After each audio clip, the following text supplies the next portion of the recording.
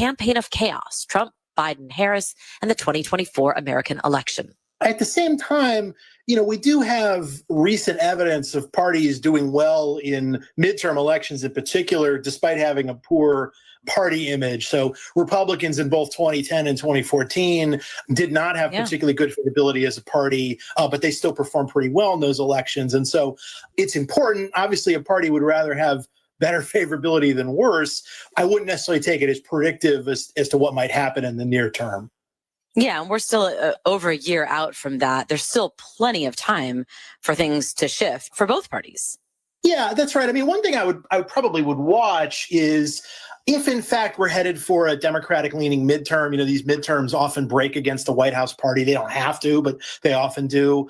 But one thing I'm curious about is not necessarily does Democratic favorability get way, way better than it is now, but is there an uptick a little bit over time? That might be suggestive of a better environment for Democrats. Likewise, if it stays this poor, maybe it would actually have some suggestive value about what might happen in the midterm.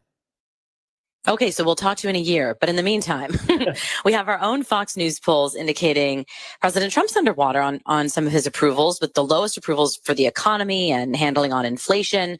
The Democrats have a higher unfavorable than Republicans in the latest Fox News poll, but not by much. But when asked who has a plan, Republicans beat Democrats by 10 points on that question. And I wonder if that gets to the heart of some of the Democrats' unpopularity. Is it the plan? Is it the leadership? It probably is a little bit inherently easier to communicate that you have a plan for something when you have a clear party leader. Trump is the sitting president. He's the clear leader of the party. He's very strong within his own party. And also he's executing that plan. Compare that to the Democrats, in which they don't really have a national leader, and really they won't until there's a Democratic presidential nominee in 2028. And there's a lot of internal division about, what the future holds for the party. And so maybe a question like that maybe kind of inherently benefits the party that has a clear leader and also is in clear control of the federal government as Republicans are. Okay, before we look ahead more at who's going to be doing what, let's look behind for a minute, because you wrote a book about the 2024 election. I just want your thoughts after you wrote that and you were living in it. How lasting is some of the damage from that, whether it's the end of Biden's presidency, concerns over his cognitive state, how Vice President Harris conducted the campaign? Where is the party in grappling with that? One of the things that I think is going to be enduring from not just 2024, but also from the 2020 election is that I do think Republicans have made some improvements with non-white voters, particularly Latino voters. And I think to some extent that likely will stick, at least to some degree, because I think there were some Latino voters who maybe profile as kind of moderate or conservative who were voting Democratic, who maybe have now kind of found a home in the Republican Party. This will bounce around over time, but that is one thing that I think that Republicans are benefiting from, and Democrats kind of need to grapple with as a party, that there was this idea of maybe demographics being destiny for Democrats. And I think both the 2020 and especially the 2024 elections maybe put that idea to bed. Biden is the former president now. I think in some sense he is going to be in the rearview mirror going forward here. And, as I mentioned before, the perceptions of the Democratic Party may not necessarily be all that meaningful for the midterm, in the sense that the midterm is often a referendum on the party in power. Let me give you an example from this Wall Street Journal poll that we've been talking about. So the Wall Street Journal, they asked about two-party favorabilities. Democrats were at 33% favorable. Republicans were at 43% favorable. So Republicans weren't great either, but they clearly were better than Democrats. But then you ask the generic ballot question, which is, in the vote for Congress next year, which side are you going to vote for? Democrats were up 46-43, meaning that the Republican favorability was the same as their ballot share, whereas Democrats were 13 points higher than their favorability. So clearly there are people who have an unfavorable view of the Democratic Party who still plan to vote Democratic next year. But again, maybe moving into the future here and looking at 2028, that's when the election is probably more of a choice as opposed to a referendum. And that's where you really could see Democrats struggle if they don't do something about rebranding their party and presenting themselves in a more favorable way, or getting more of a favorable view from voters. One of the things we were talking about a lot around 2024 was support for men You were just talking about Latinos, but there was also like the huge demographic conversation about where men were going. I know each party always looks not just for leaders, but stars, right? Is that what Zoran Mamdani in New York or Omar Fateh in Minneapolis are? Like, what does it mean that these young men who are popular at a local level in certain blue cities? I don't know if Fateh is actually going to be able to become the next mayor of Minneapolis, so I'd sort of set him aside. Sure. Mamdani has obviously gotten a lot of attention, and he's clearly a pretty left-wing candidate. He was running primarily against an establishment figure in Andrew Cuomo, who had a lot of baggage. And New York City is also, it's a very Democratic-leaning city. It's not necessarily a representative of the nation as a whole. And I would also say that there were some judgments made about Mamdani and his performance in the primary, and sort of comparing it to the presidential race in New York City. It's kind of an apples and oranges comparison. I think the better comparison is, how does Mamdani do in the actual general election in certain places compared to maybe what the presidential results look like in November? So even for him, I still think, the judgment is sort of yet to come in terms of whether he actually has appeal to maybe some people who drifted away from the Democrats and voted for Trump in 2024. One other just sort of larger picture point is that immediately following the election, you get exit polls. Fox News does one in conjunction with the Associated Press, and some of those analyses suggested that the movement toward Trump in 2024 was definitely driven by men more so than women, and that Republican improvement in terms of like party registration and party identification has also been driven more by men. So I think there certainly is something going on here, particularly amongst the youngest voters, in which we've always had this gender gap in American politics, but it seemed like it actually did get bigger in 2024. What does that mean for Democrats then? Because we see these efforts, right, to appeal to different groups, but you can't change your message. Like, right, we heard that during the 2024 campaign from Democrats a lot. Like, my values haven't changed. Just because I can talk about different things, different issues, it doesn't mean that the root of Democrats, what they believe, hasn't changed. People see through that, right? They want authenticity. You can't shift the messaging too dramatically, right? Yeah, I mean, again, I think for 2028, a lot of this is going to be determined by who gets nominated. I will say that Democrats have really had a real focus on a lot of social issues, specifically abortion rights. And I think abortion rights are clearly important. And the Democrats are probably definitely closer to the median voter on abortion rights than Republicans are. But I do wonder if some of that messaging is sort of maybe inherently targeted more toward women, and that, men kind of drifted away maybe they didn't care about that issue as much, or they cared about other things in place of it that put them closer to Donald Trump. And so, I think pretty clearly, Democrats can't get blown out with men the way that they seemingly did in 2024 if they want to win in 2028. I know you're saying set Omar Fateh aside from Mamdani, despite their similarities, but the fact that they are rising, maybe in different ways, at different trajectories, the fact that they are rising, does that show us anything about progressive policies? I know you're saying, well, let's wait News Talk STL. From home improvement to replacement, do-it-yourself electrical projects can be shocking. That's where Grasser Electric can help. They've been lighting up St. Louis for years. From ceiling fans and dimmer switches to repair or replacing your electric. No job is too big or too small for your home or business. Grasser Electric will even install emergency backup generators. So call Grasser Electric today before the sparks start to fly. 636-441-5200 or go to grasserelectric.com. Why leave your company's story to chance? In today's digital world, video content isn't just an option. It's essential for your success. At Blue Ocean Media Group, we've spent decades crafting compelling visual stories for businesses just like yours. From concept to completion, our award-winning team transforms your vision into powerful video content that connects with your audience and drives results. Don't trust your brand to amateurs. Partner with Blue Ocean Media Group. Visit blueoceanmediagroup.com today, and let's bring your story to life. If you turned 65 recently like me, it's important you find a Medicare Advantage plan that gives you the coverage you're looking for. But finding one can be difficult. The best thing I did, and I suggest you do the same, is call a licensed insurance agent and let them walk you through your Medicare Advantage plan options. There are so many benefits you have access to. So make the call now and let the representatives explain everything to you. Our licensed insurance agents can offer you a variety of Medicare Advantage plans. Plus, the call is free, the information is free, and there's no obligation to enroll. We're here to make it easy for you to select a Medicare Advantage plan that may work for your needs. Finding a Medicare Advantage plan can be easy if you do what I did. Make a quick call right now to learn more. Thank you. 800-439-7851. 800-439-7851. 800-439-7851. That's 800-439-7851.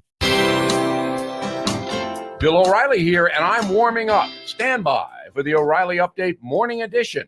But first, homeowners, when is the last time you checked your home title?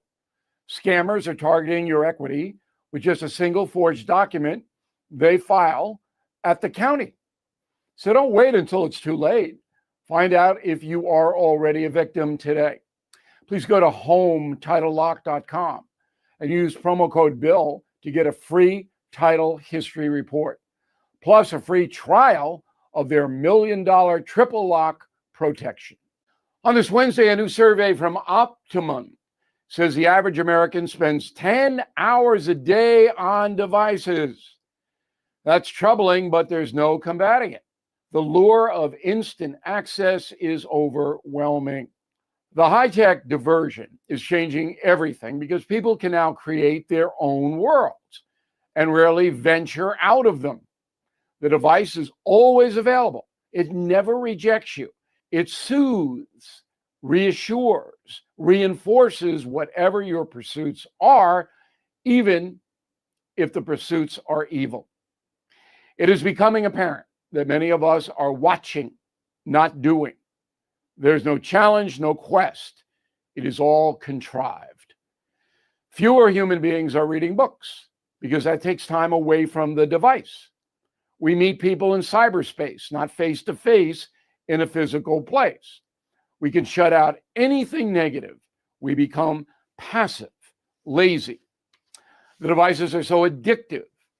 Some folks cannot stop using them, especially the young'uns. They make it easy to be cruel, to avoid confrontation, to learn how to handle yourself in complicated situations. You can become dependent on constant stimulation. Your life shrinks into a social media bubble. You become a spectator to life. Few understand the danger. You must control the devices rather than surrender to them. I hope you do it. Back in a moment. Feeling tired, foggy, or low on energy? Your cells might need a boost. That's why many turn to NAD+, a powerful product that supports energy and mental clarity. All Family Pharmacy offers fast shipping, no insurance needed, with more than 200 medications available. Choose what you need, and they'll take care of the rest. Go to allfamilypharmacy, one word, .com/Bill. Use code BILL10 to save 10% today. That is the Morning O'Reilly Update. More analysis later on. From the Michaels Flooring Outlet Weather Center. We're almost there, gang. Less than 24 hours to go before this heat wave breaks, but it could be a busy 24 hours. A quick warm-up today, 95 for the high, heat index between 100 and 105. But then thunderstorm chances ramp up with a cold front moving in. Let's be ready for scattered storms, heavy downpours, frequent lightning, maybe even some strong winds this afternoon into this evening. And then much cooler tomorrow. Thursday's high at 79. Still a little muggy, still a few showers. But boy, Friday into the weekend looked gorgeous. From the First Alert 4 Weather Center, I'm meteorologist Matt Chambers.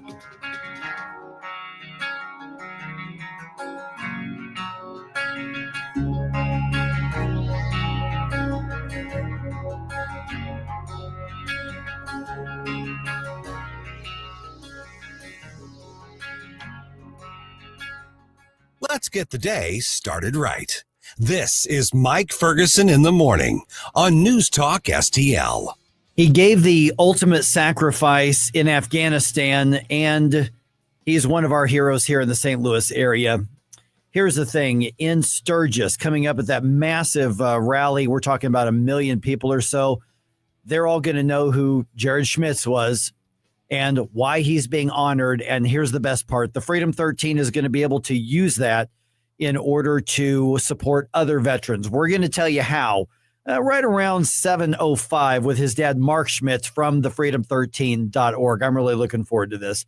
Hey, good morning. Happy Wednesday. We are halfway through the week. Thanks for making News Talk STL part of the day here. Planned Parenthood. They are on defense again as Missouri Attorney General Andrew Bailey going after them in a lawsuit that targets not even just the chemical abortion pill, but it targets the way that they are marketing this and the claims that they're making. And the Attorney General was with us on Tuesday's program with an update on that lawsuit. Here's what he had to say.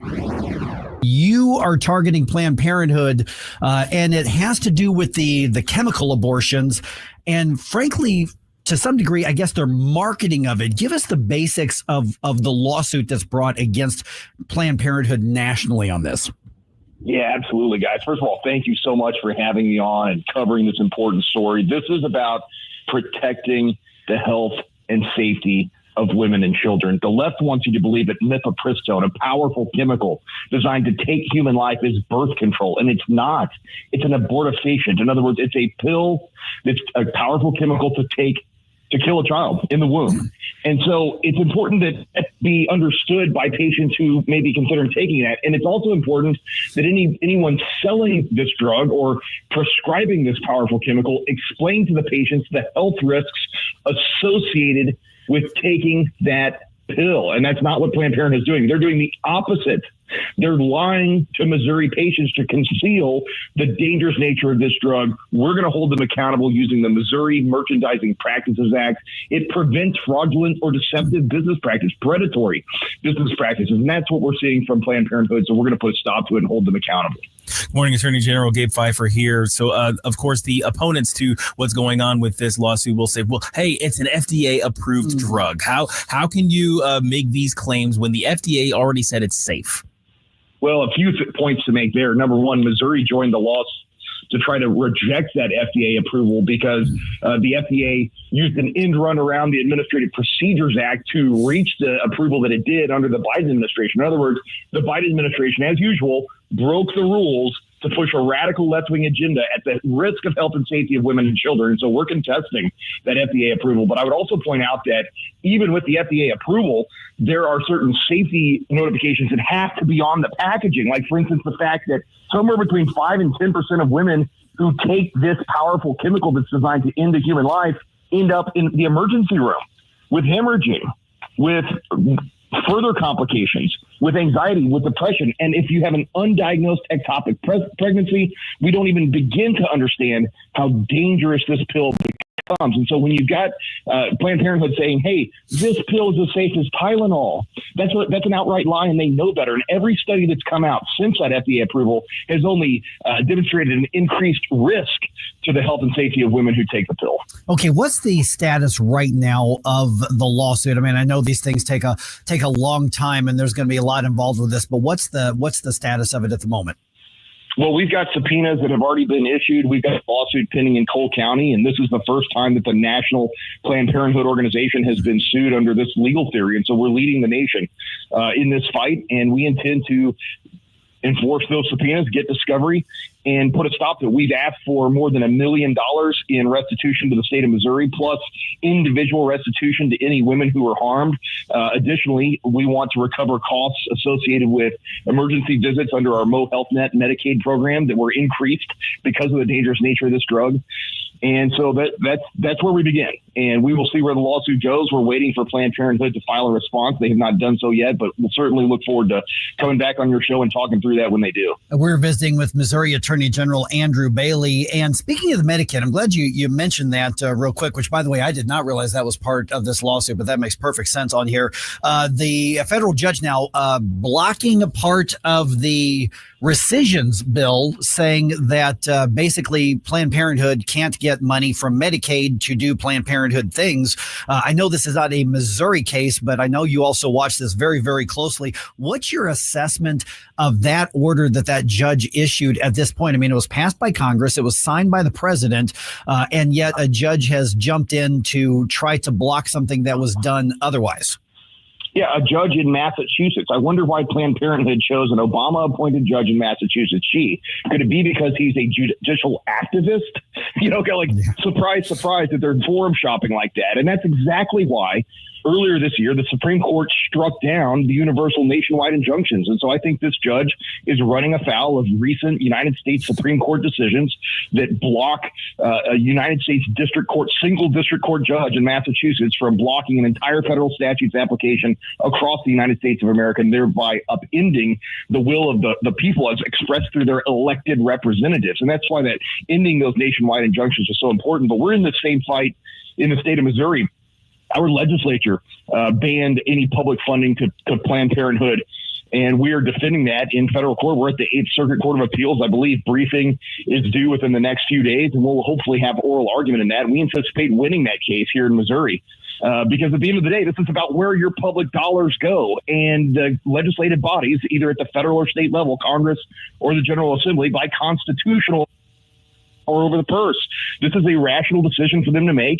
And we're not, at the end of the day, think about what's happening here. It's just, should public dollars be going to that entity that we know has a despicable record of lying to patients, to harming patients, to putting, for instance, in Missouri, using a moldy abortion machine and knowing about it, refusing to comply with state health and safety regulations. And so I think it is absolutely appropriate that our legislative bodies would end public funding to this cult of death.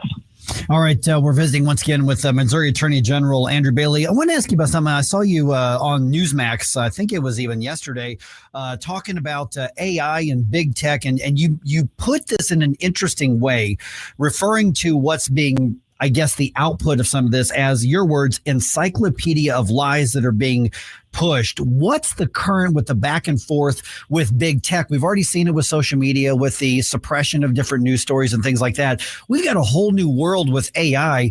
What's the right role of government and watchdog government like your office in the creation and the building of AI? I thought that was a fascinating conversation that you had with Newsmax the other day.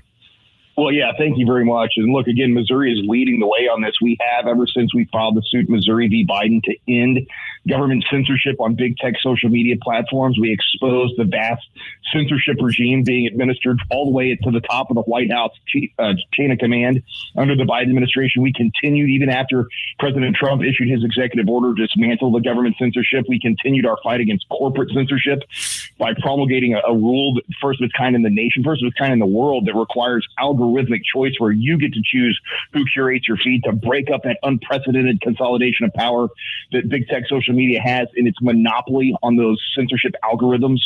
And the same thing is going to need to happen with AI. I mean, at the end of the day, the government should be protecting a free, fair, and open marketplace of ideas. It doesn't mean I get to stop other people's ideas that I disagree with. The remedy for disfavored speech is counter speech, not suppression of speech. And so when you've got AI that is advertising itself as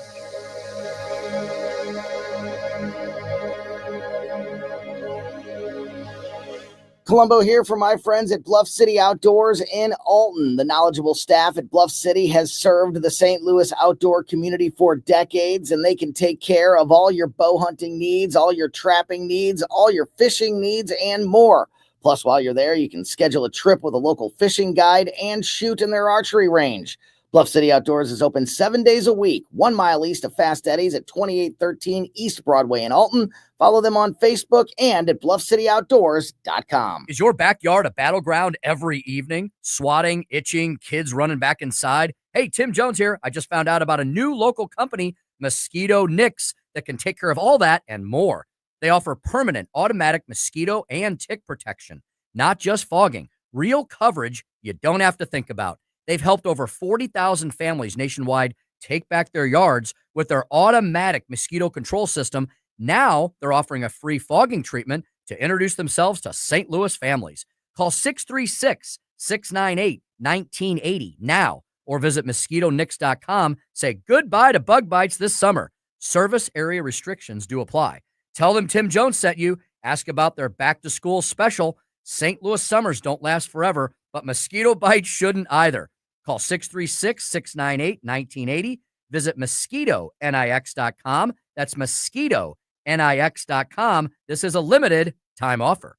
Hungry for something different? Come taste the Chicago tradition at Nancy's Pizza in O'Fallon, Missouri. Family and veteran-owned Nancy's brings you authentic Chicago-style stuffed crust pizza, hot, cheesy, and piled high. Craving a crunch? Try our crispy tavern-style pizza. Plus, we even have delicious gluten-free crusts. Try our mouth-watering selection of pastas, sandwiches, salads, and appetizers. And don't forget to join our loyalty program for tasty rewards. Carry out and delivery only. 2007 Highway K in O'Fallon and nancyspizza.com. Use code NewsTalk to receive a free 6-inch breadstick with your purchase. KLGY HD3 Clayton, K270BW Bellefonte, KNBS Bowling Green. This is News Talk STL at 1019, 94.1, and always streaming at NewsTalkSTL.com. News this hour from townhall.com.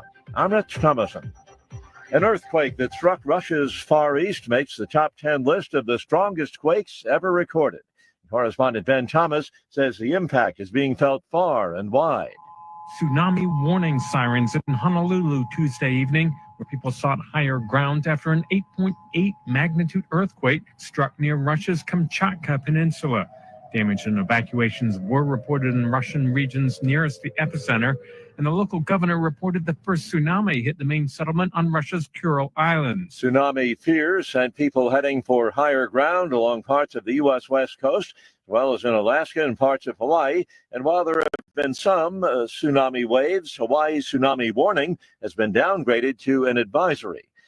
New York City police say the gunman who killed 4 people in a Manhattan skyscraper before taking his own life claimed to have a brain disease linked to contact sports. Police say Shane Tamura, who played high school football, tried to target the NFL's headquarters in the building, but took the wrong elevator.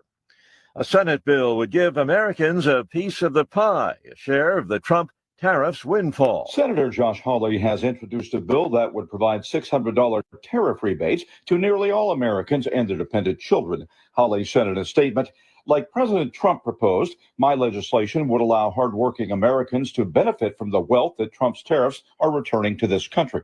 The legislation would be modeled on the direct payments Congress authorized in the 2020 CARES Act." Bob Agnew reports. The Federal Reserve announces its latest interest rate decision today. The central bank expected to leave interest rates unchanged, despite President Trump's call for a rate cut. On Wall Street this morning, the Dow futures are down 12 points. The NASDAQ futures 25 points higher.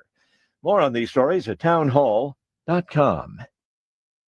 This is Dennis Prager for AmFed Coin and Bullion. There's something about the feel of a gold coin in your hand and the way the light reflects off its intricate details that has always captivated me. Nick Grovich, AmFed's owner, turned that same passion into his livelihood. Nick began collecting coins as a teen, and that interest grew into a nationally respected business offering only the finest quality coins at the most competitive prices. But the truth is that although Nick is a rare coin dealer, he doesn't believe in rare coins. Rare coins do not make sound investments, but they do make dealers a lot of money. See, that's part of what I respect about him. AmFed specializes in buying non-performing numismatic coins and turning them into gold or silver investments that provide liquidity and perform competitively against the market. Whether you're buying or selling, call 800-221-7694. That's 800-221-7694. AmericanFederal.com. From the Michaels Flooring Outlet Weather Center. We're almost there, gang. Less than 24 hours to go before this heat wave breaks, but it could be a busy 24 hours. A quick warm-up today, 95 for the high, heat index between 100 and 105. But then thunderstorm chances ramp up with a cold front moving in. Let's be ready for scattered storms, heavy downpours, frequent lightning, maybe even some strong winds this afternoon into this evening. And then much cooler tomorrow. Thursday's high at 79. Still a little muggy, still a few showers. But boy, Friday into the weekend looked gorgeous. From the First Alert 4 Weather Center, I'm meteorologist Matt Chambers. This hour of News Talk STL brought to you by Chris Cooper and Serenity Wealth Management. Discover little-known strategies that could be the difference between choosing the care you deserve or having someone else decide it for you. Get a free copy of Chris's book at serenityltc.com. Hey there, Tim Jones here. When life changes, you need someone you can trust. That's Todd Sivia. At Sivia Law, They're dedicated to helping you through all of life's transitions, specializing in estate planning and elder law. With 7 convenient locations in the area, expert guidance is always close by. Call 833-995-WILL, 833-995-WILL, or visit civialaw.com. Don't forget, first 10 people that tell them Tim Jones sent me get a free $300 strategy session. Civia Law, helping you protect what matters most. Looking for excitement, fun, and delicious food for the whole family? Piccadilly Parwan has it all. Savor our scratch-made dishes. Nothing frozen. Every bite a true delight. Roll into fun at Piccadilly Palace for roller skating, or race your heart out at Piccadilly Kart Racing. Join us for happy hour Monday through Friday, 4 till 6. Free select appetizers and drink specials. And don't miss our mouth-watering Sunday family dinners. Piccadilly Parwan on Audrey Lane in Union, Missouri, or online at piccadillypar1.com. Tim Jones and Chris Arps in the afternoon. Brandon Straka of the famous walkaway movement made national headlines after he left the Democrat Party. Now he's set his sights on Mondami the Commie. Brandon joins us 520. Tim Jones and Chris Arps. Weekdays at 4 on News Talk STL. Mike Ferguson. What were you thinking? Mushroom brains. Gabe Phifer. You're here illegally. Go home. Get up! Get up! Can't you hear the alarm? Get up, St. Louis. It is our time now to stand up and preserve this nation. Mike Ferguson in the morning on News Talk STL. Get up! Get up! This is your cousin. All right, Sam Page, lawyers up. You knew that was coming. Had to. Also, some lawmakers want to get rid of property taxes in Missouri, while some bureaucrats want to make sure those bills are higher than they are now. Okay, this is a little bit wonky, but we're going to make it real simple so you understand what's going on. And just so you know, have some coffee now, because this might tick you off a little bit here. And guess what the Cardinals did not do last night? All right, 6:06 right now. Let's go and get to the news dump. Successful dump. Wake up, America. It all worked out. They got all the news. The morning news dump. All right, Sam Page gets a lawyer and says he is cooperating with the criminal investigation. Now, we're going to go into more depth on this here in just a little bit, but the St. Louis County executive confirms to the media that the Missouri Highway Patrol confiscated his cell phone, among other things. The investigation stems from complaints made about Sam Page's use of tens of thousands of dollars in taxpayers' money to campaign against Proposition B in last November's elections. Missouri law explicitly prohibits that. The Highway Patrol is investigating at the direction of Attorney General Andrew Bailey. And like I said, we're going to go into more depth on this in just a little bit here. But, the spoiler to the story is that his lawyer, who's a pretty significant high-powered lawyer that he's brought on board, it says, I just don't see where any laws were broken here, which is what the lawyer has to say. Wow. Okay. So it sounds like what they're going to try to do, and this is where I want to go in this discussion here, is make the argument that, well, he wasn't campaigning, he was educating the voters, and you're allowed to do that. Oh, they're going to try that? They're going to try that. But think? here's the thing.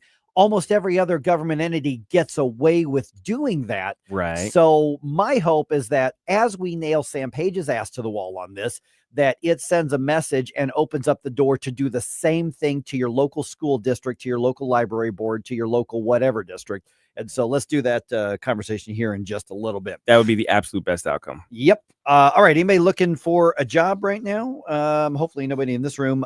President Trump posted on his Truth Social a request that Americans go apply and get a job with ICE and assist in the administration's efforts to get the criminals, illegals out of the country.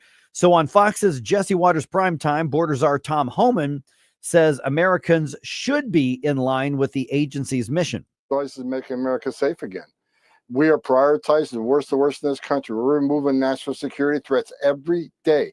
They're getting to do the job they took an oath to do. They're enforcing laws enacted by Congress, and they see the incredible results of this. Okay, so real quick, before I get to the rest of the story, listen, I'm not taking away from the fantastic job I think Tom Homan is doing, but when he talks, does he not sound like the drunk guy with a mouthful of wings at the bar? Actually, he does. I mean, seriously, actually, that's actually true. I think you nailed it. I was always thinking, like, there's something about his delivery that always kind of strikes me a certain way. I think you nailed it with that description. I'm just saying. And again, I love the job that Tom Homan's doing, but I'm saying he's on point. That's just his speaking style. Yeah, drunk guy, mouthful of wings at the bar. Yes, that's what he's saying. And he's serious though. Yeah. I mean, because that's the thing. it's the one who, like, you have to take his threat seriously. Exactly.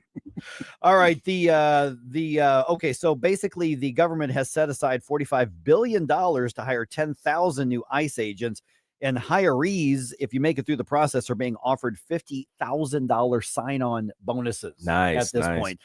Compare that to the previous administration, where what they wanted to do was hire thousands and thousands of new IRS agents. That's right. That's right. To target Americans, and now you have an administration wanting to hire people to target illegal aliens. That's a much better change, I think, for Yeah. America. I would like a little bit of that money that they set aside. I could put together a great commercial. It would be a sizzle reel of their raids and maybe some alligator Alcatraz footage, all set to Ice Ice Baby. Or Mhm. the new hit song. Oh yeah, that's right. From the Gators at the Gate. The Gators at the Gate. Yeah, that's right. Which you can find at the Newstalk STL Mike Ferguson in the Morning podcast. That's right. That Exclusive song. actually would be a better version It of would that. be, yeah. And it's free to download. That's right. All right. The DOJ is filing a complaint against a federal district court judge who's overseeing that case involving those deportation efforts. Senator Pete Ricketts, a Republican out of Nebraska, was on Fox Business's The Evening Edit, offering support for the president's role in these policy matters. The president is elected. He gets to say things that judges don't, because the judges are in a different branch of government. They have a different role. And this judge is stepping outside the bounds. And I'm really glad that this administration is taking steps to try to rein this back in. These activist judges are being complicit with the liberal activists who are filing all these cases. Okay, so this is the second complaint formally filed against a federal judge during President Trump's current term. And this follows a complaint made against a judge who was overseeing the case surrounding the president's ban on gender dysphoric mentally ill people in the military as well. All right. Kaiser Permanente says they are going to stop doing basically sexual mutilation operations on children. Nice. Here's the story. It's not a complete victory, but it's a significant step forward. The healthcare giant makes the announcement under pressure from the Trump administration, which is threatening to withhold federal funding for any organization that performs such operations on boys or girls under the age of 18. However, Kaiser says it will continue to administer puberty-blocking hormones to kids who are trying to live as the opposite sex. Kaiser is just the latest in a growing number of healthcare providers that are pulling back on transgenderism. Michael Harrington, SRN News. Okay, so don't call that a victory. Call it a step in the right direction. They are still chemically mutilating children. They're just not whipping out the scalpels anymore. They're going to wait till they're 18 before they do that. Right. It's a victory, but not a complete one. Right. And we need to keep pushing. Exactly. All right. I want to give this a little bit more detail later on. While some state lawmakers are trying to limit or even end property taxes in Missouri, some bureaucrats are demanding that local assessors raise the property valuations around the state. More? Yes. Than they already have? Yeah. Okay. So that would, of course, increase property tax bills. Missouri Net is reporting that the state's tax commission has memorandums of understanding with 88 counties calling for property valuations to be declared in specific guidelines. So basically, you have to declare the valuations at these levels or above, no matter what. A spokesman for the Missouri Association of Counties says that's going to result in increasing the valuations and the taxes by up to 30% in many areas of the state. By the way, it looks like all of the counties in the St. Louis metropolitan area have signed on to these memorandums of Really? Yeah. The ones that are pushing back are in the central and in the western parts Oh my of the gosh. state. So I've got more details. It's not as wonky as it sounds, but the bottom line is the establishment is scared that there's going to be an effort to stop property taxes. They want to take your money, and they want to make sure that government gets funded before you and your family. It's that government first thinking you keep talking about. Without a doubt. All right. Senator Ted Cruz introducing new legislation on Tuesday, and this is related to aviation safety. Now, this follows that tragic midair collision near Ronald Reagan Washington National Airport in January. So this bill would require all private and all military aircraft to include what's called the automatic dependent surveillance broadcast thing. Okay. In moving ahead. Now, this would allow aircrafts to broadcast their position in real time and allow them to receive the position of other aircraft. Transportation Secretary Sean Duffy, speaking at a press conference, saying that this should not be one of those Republican-Democrat things. Senator Cruz is a Republican. This is not partisan. Safety is not partisan.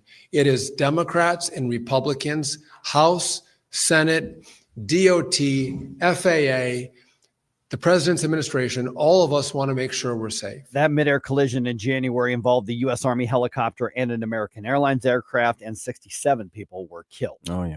Man. All right. The Cardinals only managed to get 4 hits in their 5-0 loss to the Marlins last night, meaning the series is now 1 game apiece. Sonny Gray took the loss and is now 10-5 on the season, so he's still got a great record. The series wraps up this evening at Busch Stadium. First pitch is at 6:45. Miles Michaelis expecting to get the start for this one. You have a soul so dark, it is no more. And all at once depart, no destination. Making cold my heart to fight your war. Stop. Well, there you go again. Listening to Mike Ferguson in the morning on News Talk STL. Before you blow us all away. You want to do that? Get up! Each one of baseball's fiercest rivalries, the Cubs versus the Cardinals, and the action returns to Busch Stadium the weekend of August 8th through the 10th. Feel the heat, the history, and the excitement as these two legendary teams battle it out under the summer lights. 3 big games, 2 historic teams, 1 electric atmosphere you won't want to miss. Great seats remain. Secure yours today at Cardinals.com. This is Wilson Contreras, San Luis Cardinals, for the Loop. Summer in St. Louis means one thing: Cardinals baseball. It's more than a game, it's an STL tradition. The crack of the bat, the roar of the crowd, the boom of the fireworks. It's the soundtrack to summer for Cardinals Nation. So grab your cap and glove and take your spot in the stands, because in St. Louis, baseball is more than a melody, it's our favorite song. Hey, Colombo here for Intervine, a great local company that has customers all across the country due to the quality of their products. Intervine has the best flashlights, lanterns, headlamps, and even batteries, including the new Monster 2000 Lumen waterproof lantern and the Sentinel 2000 self-defense flashlight. Our home and vehicles are full of great Intervine products, and right now you can shop their website and get 25% off your entire purchase just by using my name, Tony, as your promo code. That's promo code Tony at Intervine.com. Concerned about the condition of your windows driving up your energy bills? I was too. It's only called STL Windows and Doors. Their Provia windows combine old world craftsmanship the professional way, the Provia way, with over 65 years of combined experience, locally owned, offering competitive pricing and personalized service that the big box companies can't match. Call today for your free in-home estimate and start saving tomorrow. 314-277-5952 or stlwindowsanddoors.com. This hour of Mike Ferguson in the morning is brought to you by Stifel. Request a portfolio review from your Stifel financial advisor at stifel.com. That's STIFEL.com.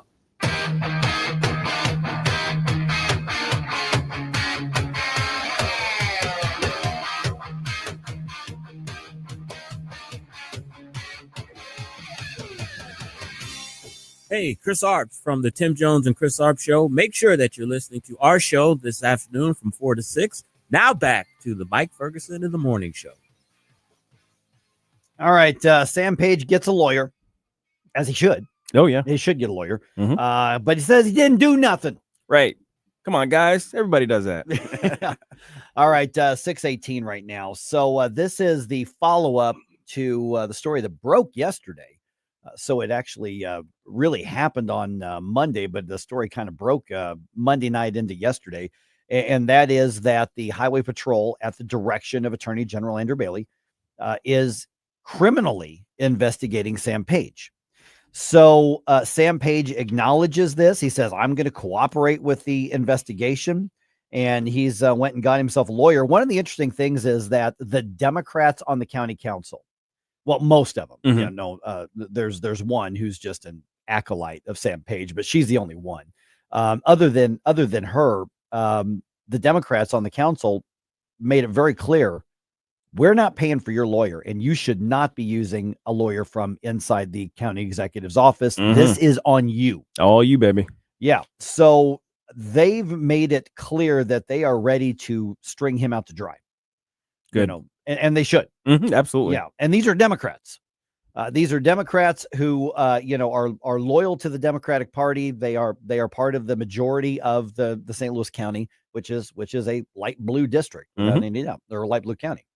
And so here's what's important on this. And by the way, the lawyer that he has brought on, let me make sure I've got the name right here. The lawyer is former U.S. Attorney Jeff Jensen. So you've got somebody who's got a federal prosecutorial experience on this, and that's who he's brought on. And he just put in a statement, I do not see where any laws have been violated. Okay, well, that's what lawyers have to say. Yeah, I mean, it's he's one full, of those. He's full of crap, but yeah. Absolutely, it's one of those things. I always it makes me scratch my head about lawyers. Like, man, the line comes so easy. I know. Yeah, but that's what they have to do. It's kind of built into the job, though. Yeah, so there's basically a couple different ways from what I've seen with these things over the years. The importance of treating this situation like a crime, and this is what's different with what the Attorney General's doing here. Yes.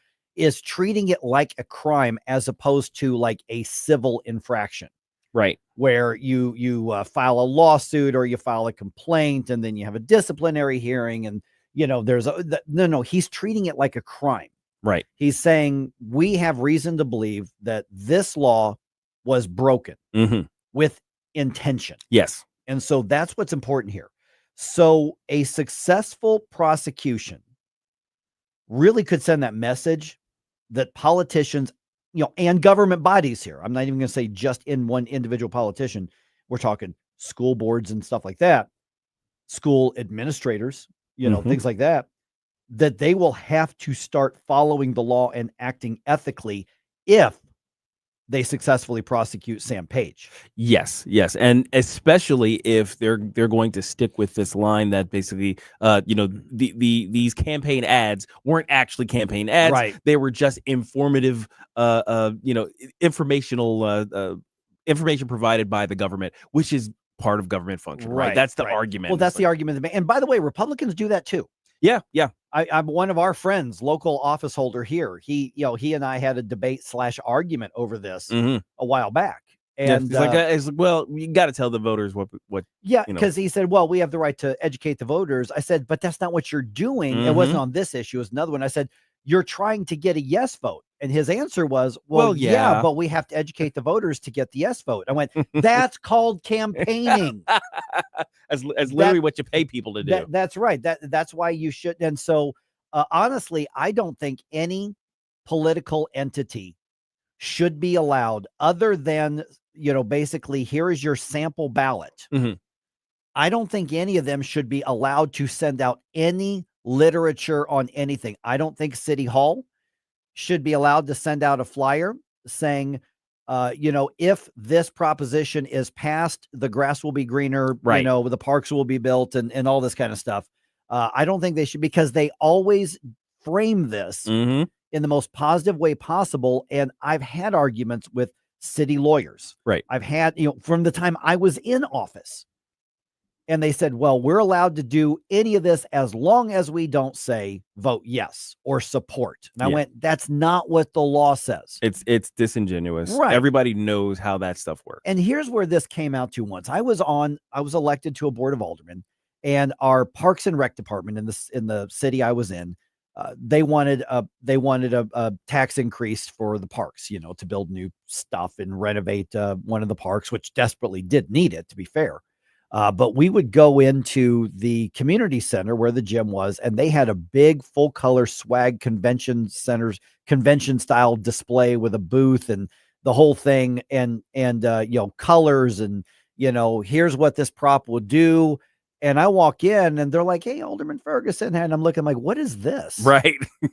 And they're saying, well, we're just giving out information about this thing here. I said, you're campaigning for it. No, right. No. Nowhere do we say vote yes, we can do this. I went, you're campaigning for it. Yeah. And this is in the 90s, by the way. Yeah. So this goes Yeah, 90s, late 90s, like right. Yeah. So this happens all the time. And basically what's happened is, well, it's for the schools, it's for the kids, just let it go. Yeah. It's a crime because it's an abuse of your position of government. Mm-hmm. If I violate campaign finance laws, I could go to jail. Why shouldn't you? It's really silly, the quibbling that they do, the attempts to quibble, because if let's say you just had a vote for Gabe campaign, right, and you're just talking about all the great things about Gabe. If Gabe were in office, these great things would happen to you, right?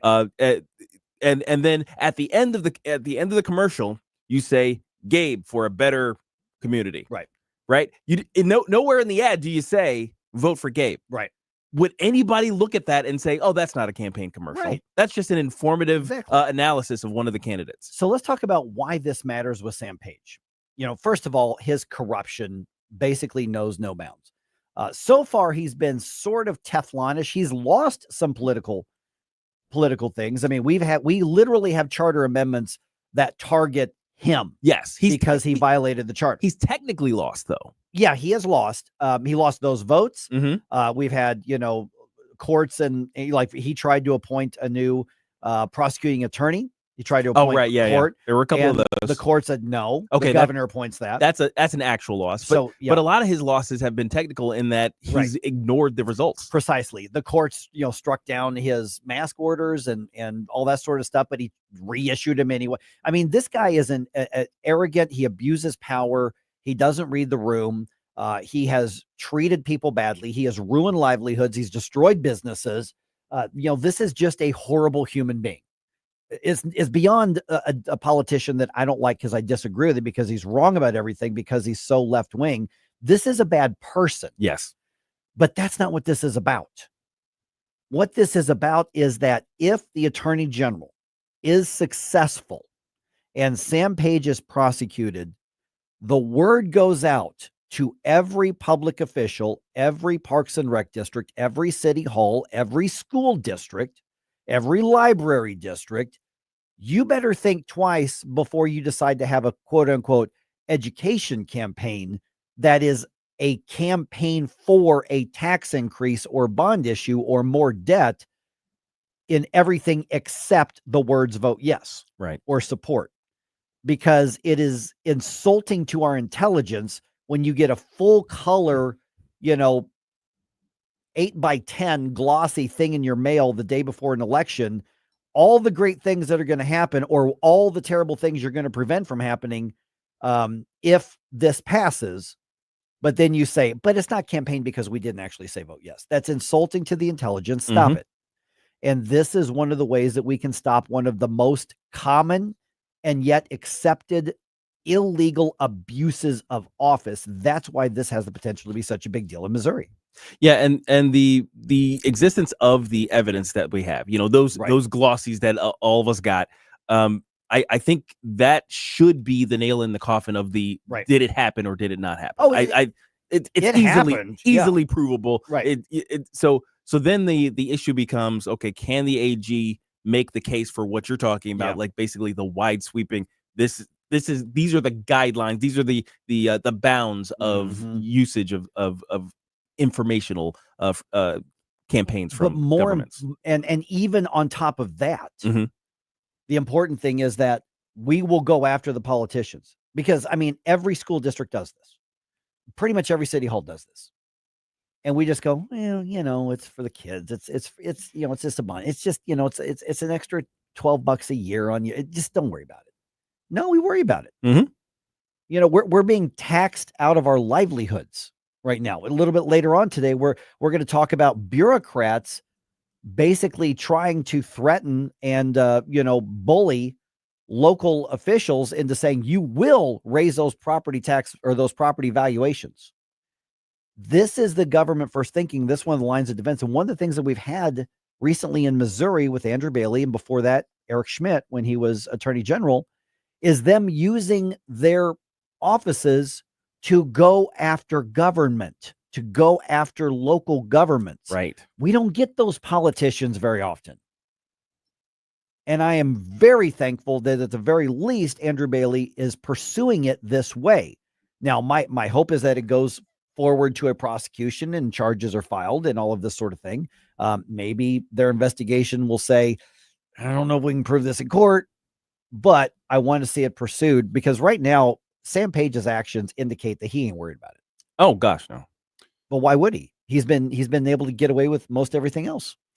Now, if the Flyers, I mean, on principle, I'm not a big fan of having my tax money used to ship out things to me to tell me what I need to do or not do. But if it had just been a reminder that, upcoming election coming up, or, this proposition's up for the vote, that would not be the issue. It's specifically because it's a call to action. Right. That's the issue. Okay. Yeah, exactly. Yeah. Because they send out the little reminders like all the time. These are black and white. The little reminders, they're black and white, generally speaking. They only list, they have a sample ballot. And they say, make sure you're registered and you go here to do no issue with any of that. Those are perfectly Matter of fact, in line. I think that's a good use of our money. Absolutely. I'm Agree. fine with that. Agree. Yeah.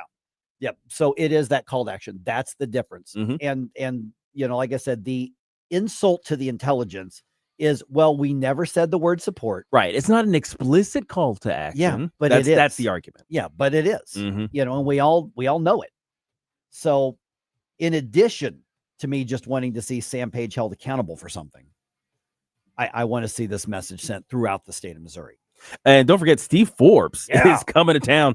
The Hammond Institute for Free Enterprise and NewsTalkSTL are holding this event over at Lindenwood University on Thursday, September 18th. So reserve your free tickets today. The link is at NewsTalkSTL.com.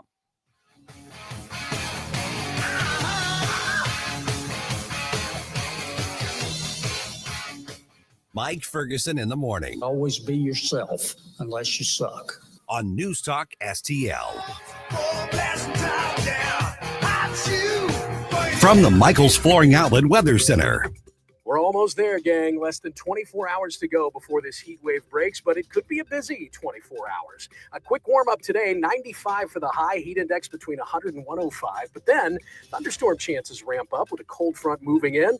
Let's be ready for scattered storms, heavy downpours, frequent lightning, maybe even some strong winds this afternoon into this evening. And then much cooler tomorrow. Thursday's high at 79. Still a little muggy, still a few showers. But boy, Friday into the weekend looked gorgeous. From the First Alert 4 Weather Center, I'm meteorologist Matt Chambers. Hey, it's Susie Moore. If new flooring makes you think hassle, think again, because Michaels Flooring is changing the game. For over 30 years, Michaels has been locally owned and trusted for quality, variety, and amazing service. Whether it's carpet, hardwood, laminate, luxury vinyl, or ceramic tile, their expert team makes installing new floors exciting, not stressful. That's why customers keep coming back. Visit Michaels Flooring at St. Peter's, Starting Prairie, Creve Coeur, or online at igotfloored.com. That's igotfloored.com. From home improvement to replacement, do-it-yourself electrical projects can be shocking. That's where Grasser Electric can help. They've been lighting up St. Louis for years. From ceiling fans and dimmer switches to repair or replacing your electric. No job is too big or too small for your home or business. Grasser Electric will even install emergency backup generators. So call Grasser Electric today before the sparks start to fly. 636-441-5200 or go to grasserelectric.com. Hi, Kirk Hilsinger here, and I'm the new chairman of the St. Louis Republican Central Committee. I invite you to our meetings that take place the first Thursday of every month at 3710 Hampton Avenue. You can stay connected with us to learn more about how you can get involved, make your voice heard, and contribute to our shared goals. Together, we can make a difference in the city of St. Louis and the state of Missouri. For more info, visit our new website at stl-gop.com. That's stl-gop.com. Paid for by St. Louis City Republican PAC. Curtis Farber, Treasurer. Free speech is alive and well in America. Thanks for taking my call. Right here. You know what's going on? Have a great awakening. You see through the smoke screen. It's cool to be woke. News Talk STL. Until it's not. News, analysis, opinion.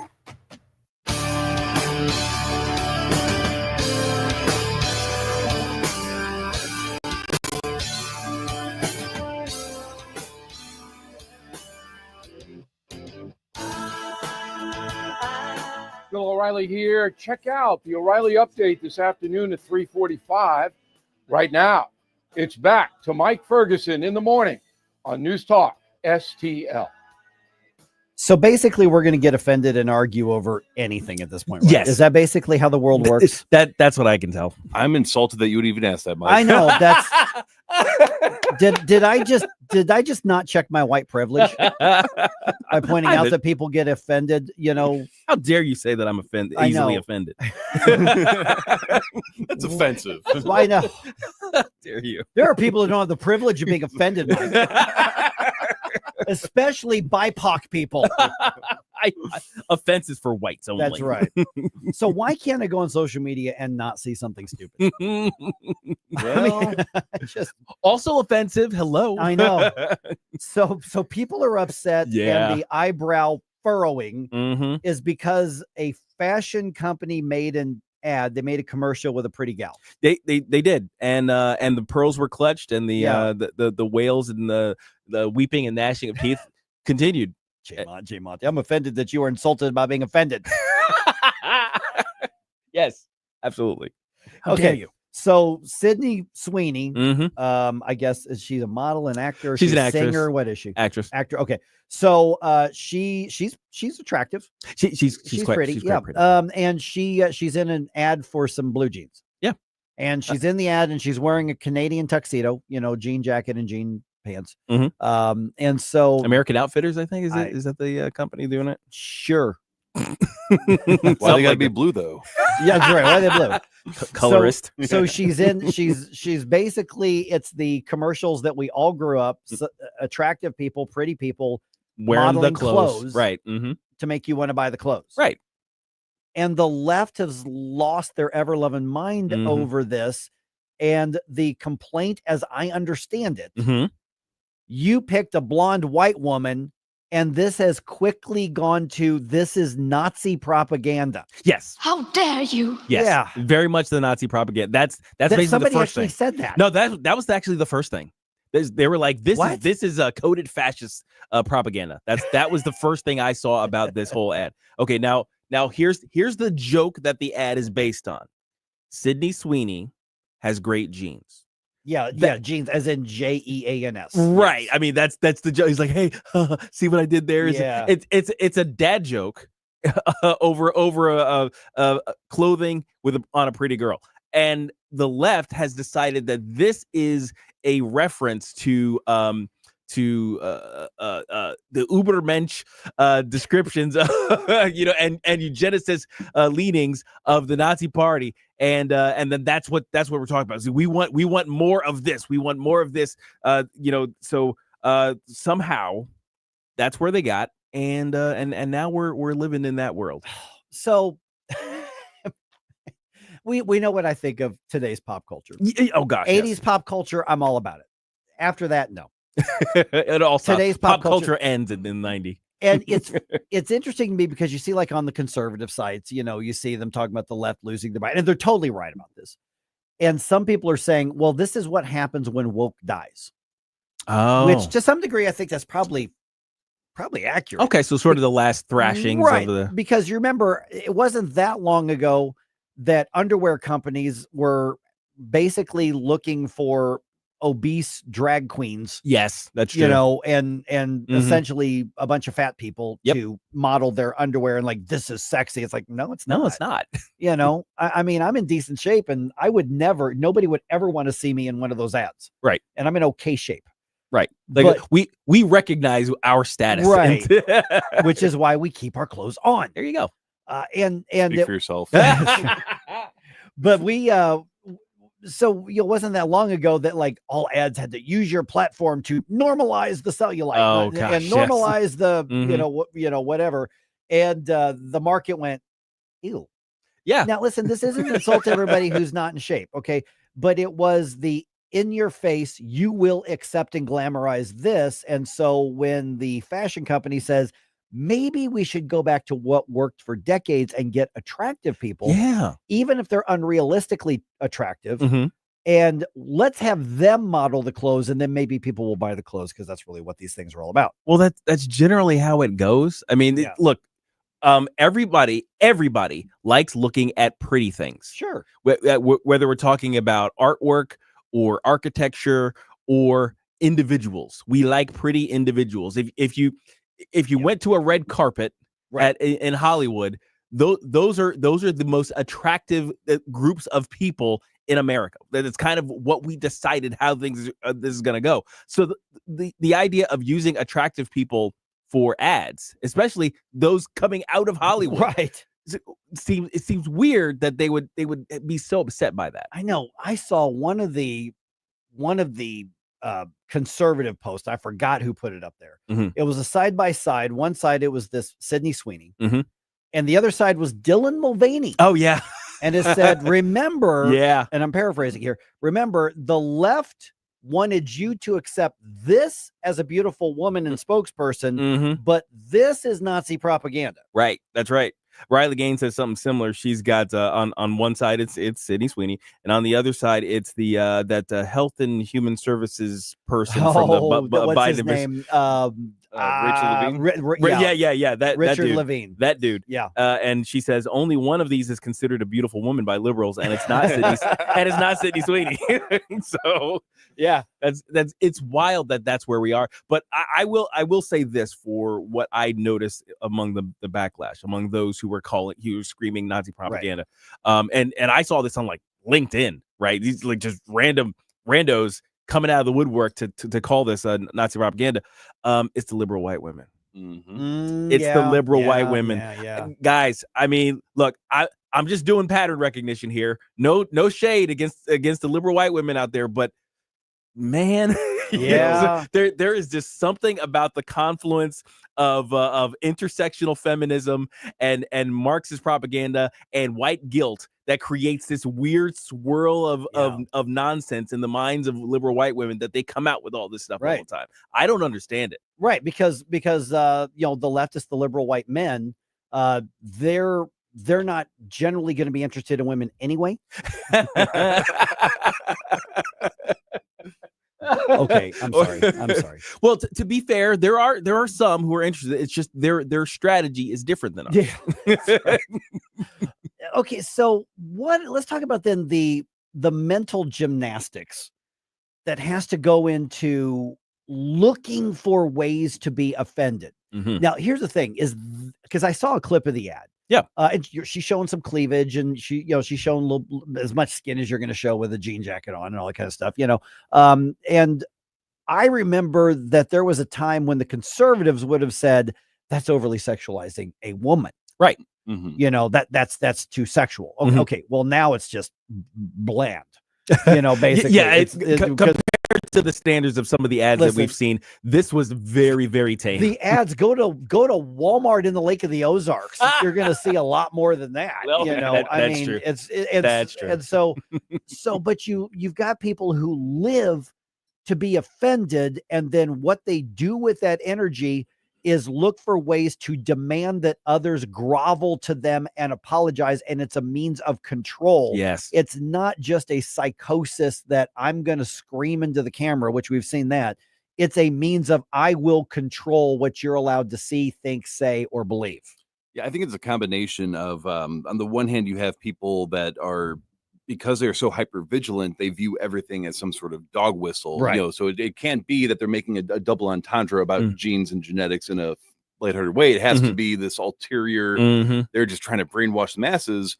And then on the other hand, there are a lot of really, as Jay Monty calls them, fat ugly people and are very jealous of this sort of thing. And they just got over an entire society where we had to say you're beautiful and stunning and gorgeous, even though you're 500 pounds. But yeah, you totally belong in that athletic wear, right? Yeah, right. Everybody's a 10 because Lizzo was a sex symbol. Yeah. Right, that's right. Really? So now that we finally, it's more. So was Chris Farley by that definition. Oh yeah. But, Oh god. He wasn't Chippendales. He wasn't Chippendales. He wasn't Chippendales. Hey. He was fabulous and he owned it. Okay. That's right. The confidence is attractive, not everything else. Anyways, but yeah, so I think it's that idea that now we feel more confident openly saying how we really feel because we don't have the cultural thought police pushing down on us. And then when those two groups get together, they need all the anti-anxiety and antidepressants that they get. So yes, that's true. Hey, by the way, when we joke about the antidepressants and the mental illnesses and things like that on the left, that's not just a joke. Oh no, there is scientific evidence. Statistics. There are statistics that show Yeah, the lefty, particularly actually, if you look at the numbers, I know where you're going with lefty this. Yep. white women are the most mentally ill of all demographics. By their own admission. Of course, that's not really an admission. They brag about it. Well, that's true. They start with it. And don't forget also by one of the stats I saw, one of the charts was, has a mental health professional ever diagnosed you with? And they're topping that chart too. Oh, they really are. I don't know what it is about that particular part of our society, but it's getting to the point where it's just insufferable. It's quite and the thing is that if somebody hadn't thrown a fit, I wouldn't probably even know that this ad existed. Oh no, I wouldn't have either. Well, now I've seen it. Okay, it's a pretty girl, lounging around and looking sultry, wearing blue jeans. That's really it. That's pretty much it. Yeah. I don't know who needs to hear this, but Sydney Sweeney does indeed have good genes. I don't know if some are calling them the superior genes. I'm sorry. Dave's like, I'm out. On that note, some are calling today Hump Day, but you know what? I like to call it Bump Day, as in get your bump music requests in for Flashback Friday.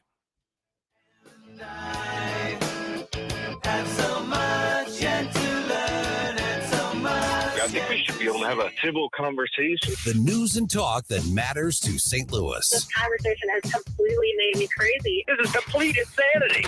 News Talk STL. Jamie Ullman here with the refi and debt consolidation magician, Jordan Rosenblum. Google the bagel loan. Jordan, tell me about it. Well, Jamie, with inflation high, credit card debts all-time highs, let's look at a cash-out refinance on your home. With our bagel loan, we're going to have no title fees. We're going to have no lender fees, no appraisal fees. This will help your overall cash flow mightily. It's the time to do it. Jump on now while you can. We can always refinance when rates drop. Bagel loan all day. 314-442-9570 or Google the bagel loan. NMLS number 226715.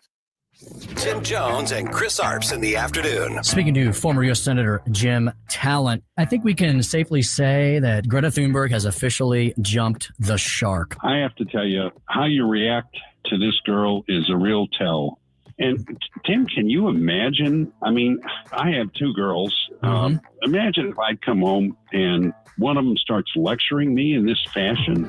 Tim Jones and Chris Arps, weekdays at 4 on News Talk STL. Do you own a timeshare? Well, face the facts. You made a mistake. You made a bad purchase. A timeshare is not an investment. It's a money pit that continues forever. If you use your timeshare, that's great. But if you don't, and you want to legally get out of your contract, call my friends right now at the Timeshare Exit Hotline. They're an experienced team of lawyers who help good people like you get out of a timeshare contract that they just don't want. Don't throw away your money on maintenance fees. Use it for things you really want. We can help you end your timeshare contract and stop the money drain immediately. If you are ready to move on with your timeshare, call our team right now. Cancel your timeshare now with this free call. 800-524-1641. 800-524-1641. 800-524-1641. That's 800-524-1641.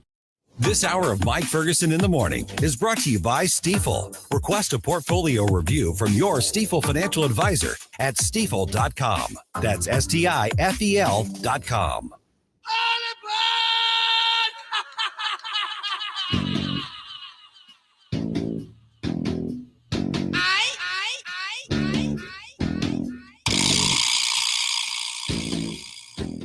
Hi, it's Randy Tobler here.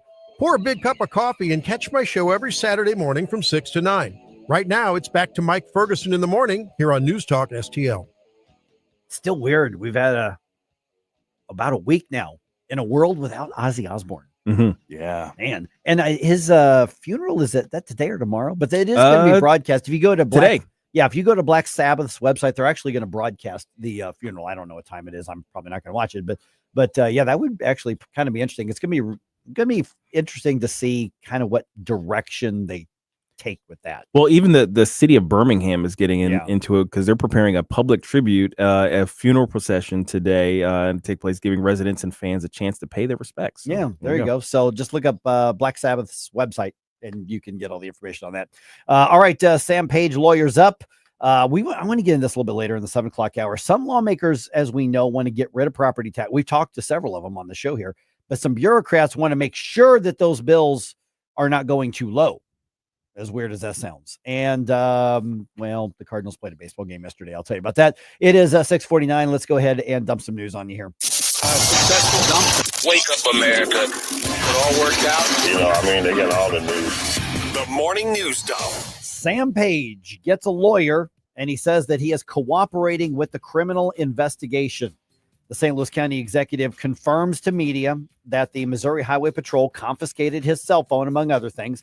The investigation stems from complaints made about his use of tens of thousands of dollars in taxpayers' money to campaign against Proposition B last November.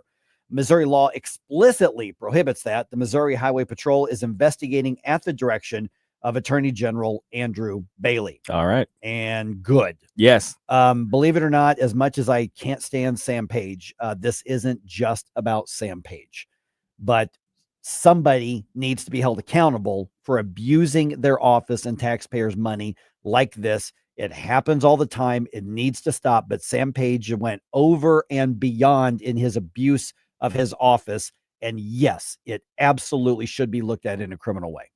I'm really hoping that this is a precedent-setting lawsuit. All right. President Trump posted on his Truth Social basically a call for Americans to apply for a job with ICE and assist in his administration's effort to get illegal aliens out of the country. On Fox's Jesse Waters Primetime, border czar Tom Homan says Americans really ought to be on board with the entire concept. This is making America safe again.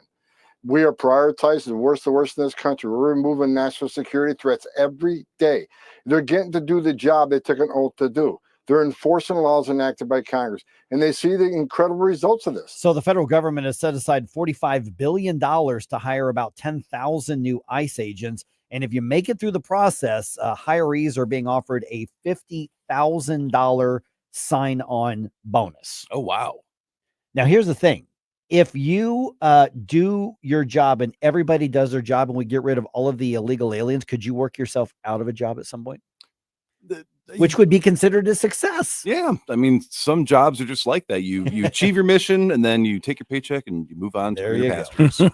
All right. The Department of Justice filing a complaint against a federal district court judge that's overseeing a case involving the president's deportation efforts. Senator Pete Ricketts, a Republican out of Nebraska, was on Fox Business Network's The Evening Edit, saying that the president should have the right to make these decisions outside of that judicial interference. Senator Cruz is a Republican. Oh, I'm sorry. That's the wrong one. Here we go. There it is. The president is elected. He gets to say things that judges don't, because the judges are in a different branch of government. They have a different role. And this judge is stepping outside the bounds. And I'm really glad that this administration is taking steps to try to rein this back in.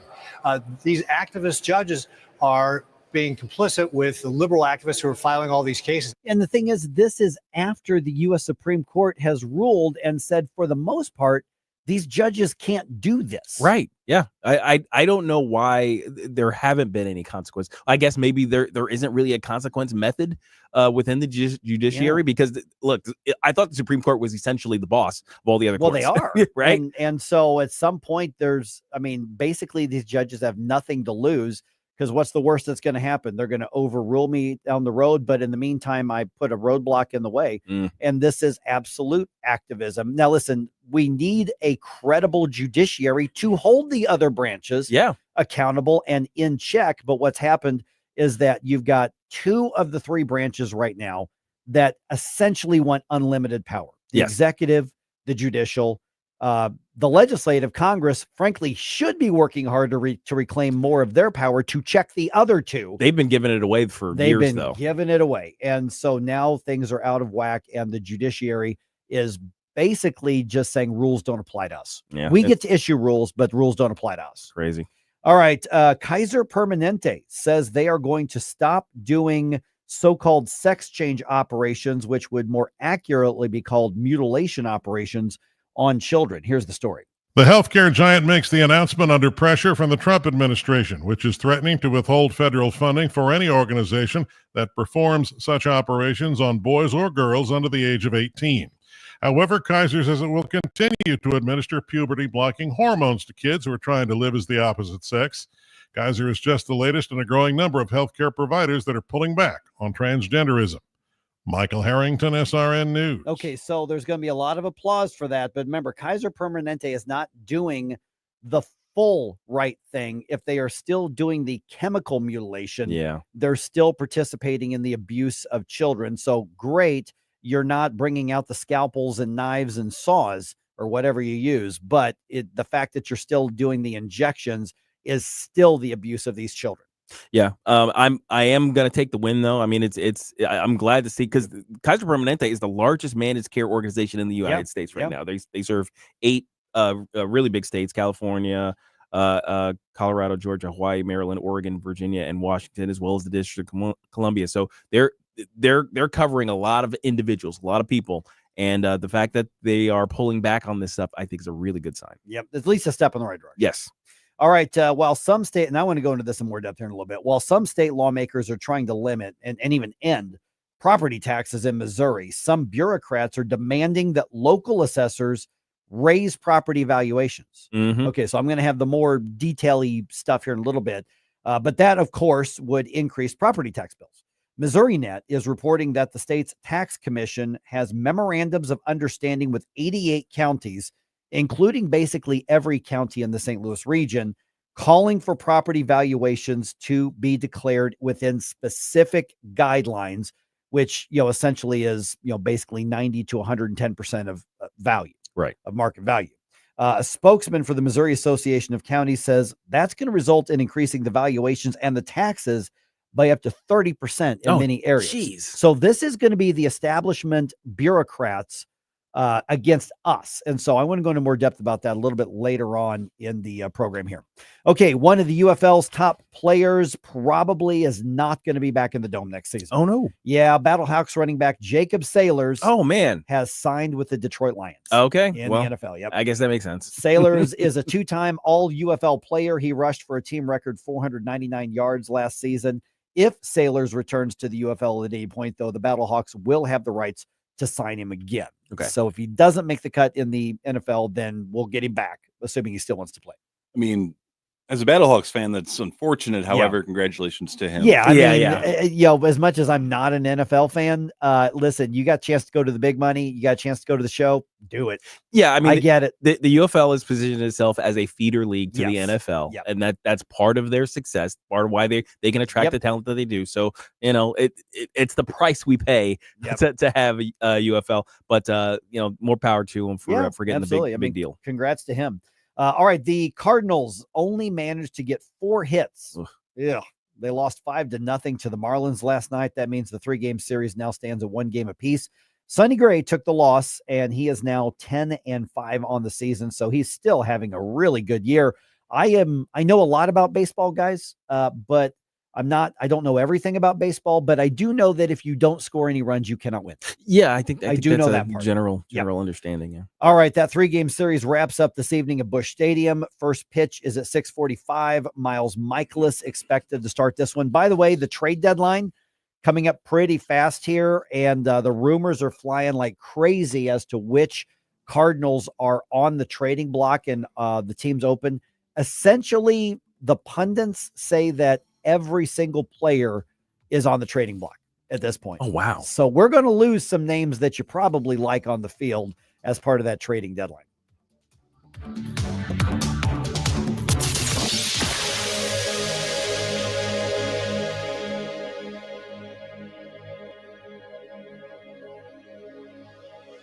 Kathy Connor from Connor Roofing is here. Kathy, how you doing? Good. Hi, Vic. When you need a roof, I don't want to call a stranger. I want to call you. Yeah, thanks. At Connor Roofing, we're more than just a roofing company. How long you been doing it? Since 1993.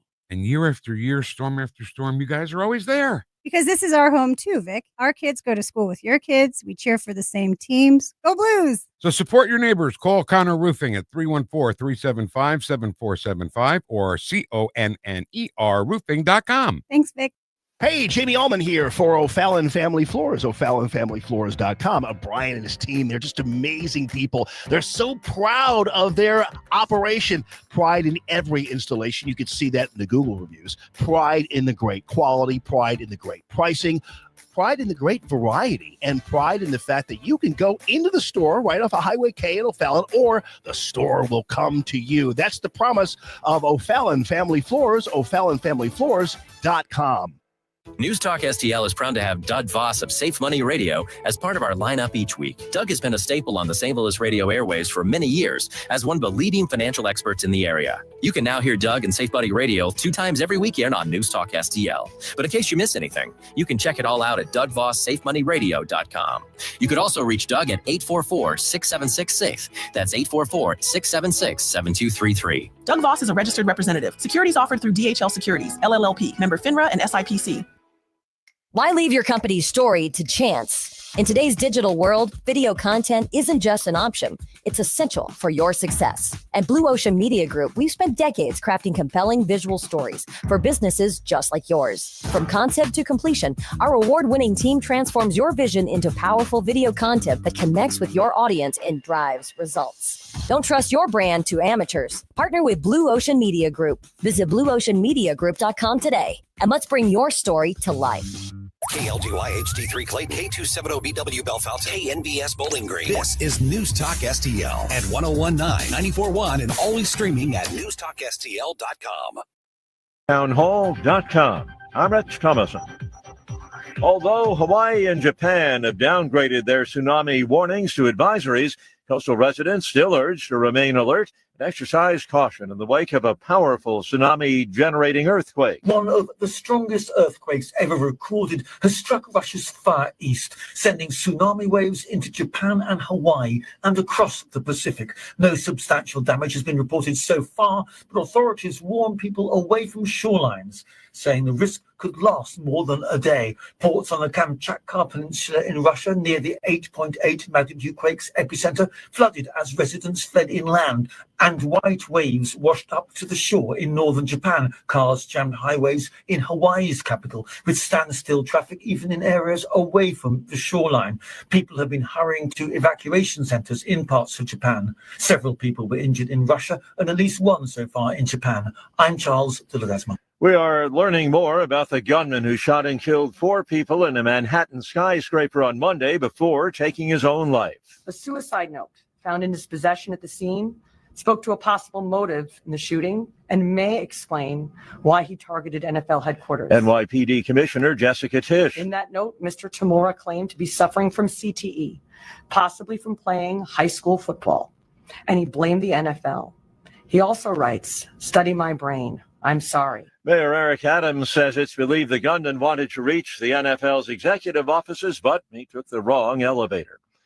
Ahead of today's Federal Reserve decision on interest rates, the Fed expected to leave rates unchanged. Wall Street futures are higher. The Dow futures up 11 points. NASDAQ futures are ahead 61, and the S&P futures better by 9 points. More on these stories at townhall.com. The following is not an actor, but a real-life story from Trinity Debt Management. Hi, my name's Neil. I have some advice for you if you've been trying to break free from credit card debt. You can start by doing what I did. Get your bills together and call Trinity Debt Management. Trinity is dedicated to helping people like me become debt-free. When I called, my first experience was a feeling of relief. My counselor was kind, and best of all, she didn't judge me. In just a few minutes, she helped me figure out a plan that consolidated all my bills into one lower monthly payment. This substantially reduced my high interest rates and put me on the road to success. In the end, I saved thousands in interest, and today my credit card debt is a thing of the past. If credit card debt has you down, call Trinity at 1-800-990-6976. My name is Neil. Take it from someone who's been there. Call Trinity and become debt-free for keeps. 1-800-990-6976. From the Michaels Flooring Outlet Weather Center. We're almost there, gang. Less than 24 hours to go before this heat wave breaks, but it could be a busy 24 hours. A quick warm-up today, 95 for the high, heat index between 100 and 105. But then thunderstorm chances ramp up with a cold front moving in. Let's be ready for scattered storms, heavy downpours, frequent lightning, maybe even some strong winds this afternoon into this evening. And then much cooler tomorrow. Thursday's high at 79. Still a little muggy, still a few showers. But boy, Friday into the weekend looked gorgeous. From the First Alert 4 Weather Center, I'm meteorologist Matt Chambers. This hour of News Talk STL is brought to you by Rodney and Jen Wallner and the entire Wallner home selling team at Berkshire Hathaway. Call them today at 314-810-SOLD. 314-810-SOLD. Tony Colombo here for All Solutions Pest Control, the team Christine and I trust to protect our home. We've used multiple services at multiple homes over the years, and I can tell you from all that experience, All Solutions is second to none. If you have a pest problem of any kind, or more importantly, just want to prevent a problem, All Solutions is the team to call. Learn more and take advantage of their incredible $67 introductory offer right now at allsolutionspestcontrol.com. If a pest-free home is your goal, call All Solutions Pest Control. What I like best about my CASA volunteer is that he listens to me and knows me. My CASA volunteer helped me get visits with my Nana.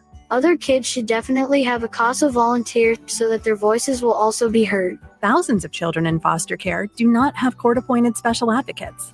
All it takes is a couple hours a week to make an impact. Learn how you can help at mocasa.org. We're serious about volunteering. Are you? Paid for by the Missouri CASA Association.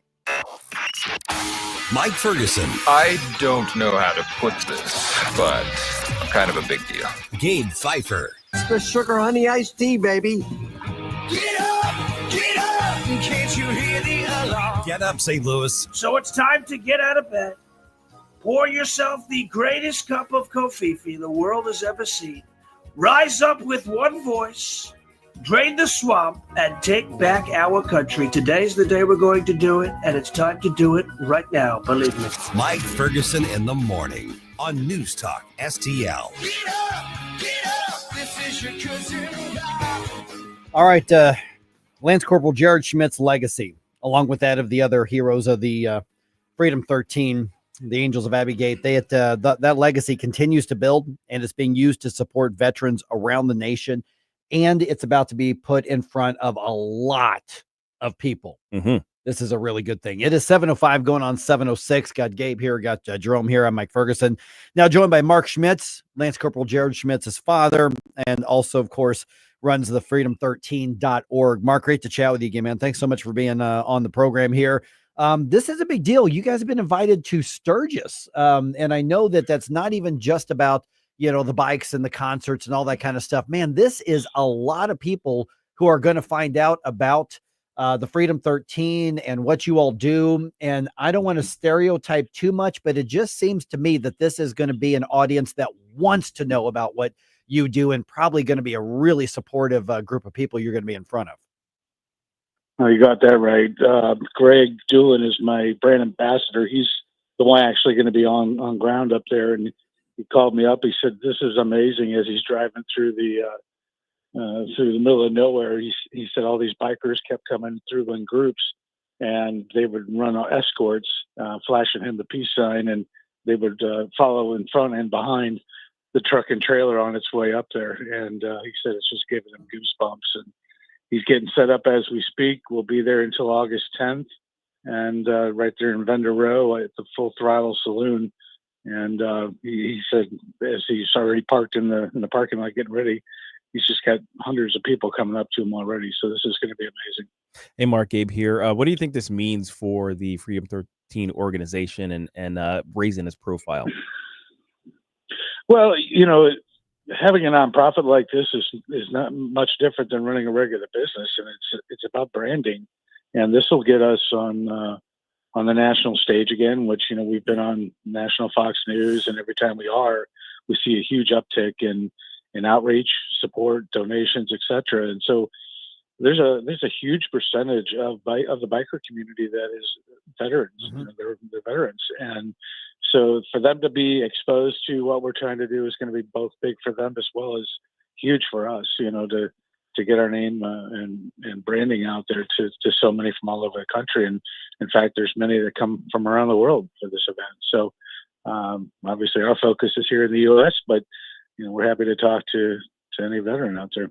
Yeah, see, I want to follow up on that because I know a lot of veterans who are also bikers, and there are bike clubs and, riding clubs that, they use this in some areas for veterans as ways to, bond and have that outlet and recover from what they've been through as well. So it just seems like there's a whole bunch of natural overlap here. I mean, is this something that could potentially harness that into not just the work you're doing, but the work they're doing and doing something that harnesses that together?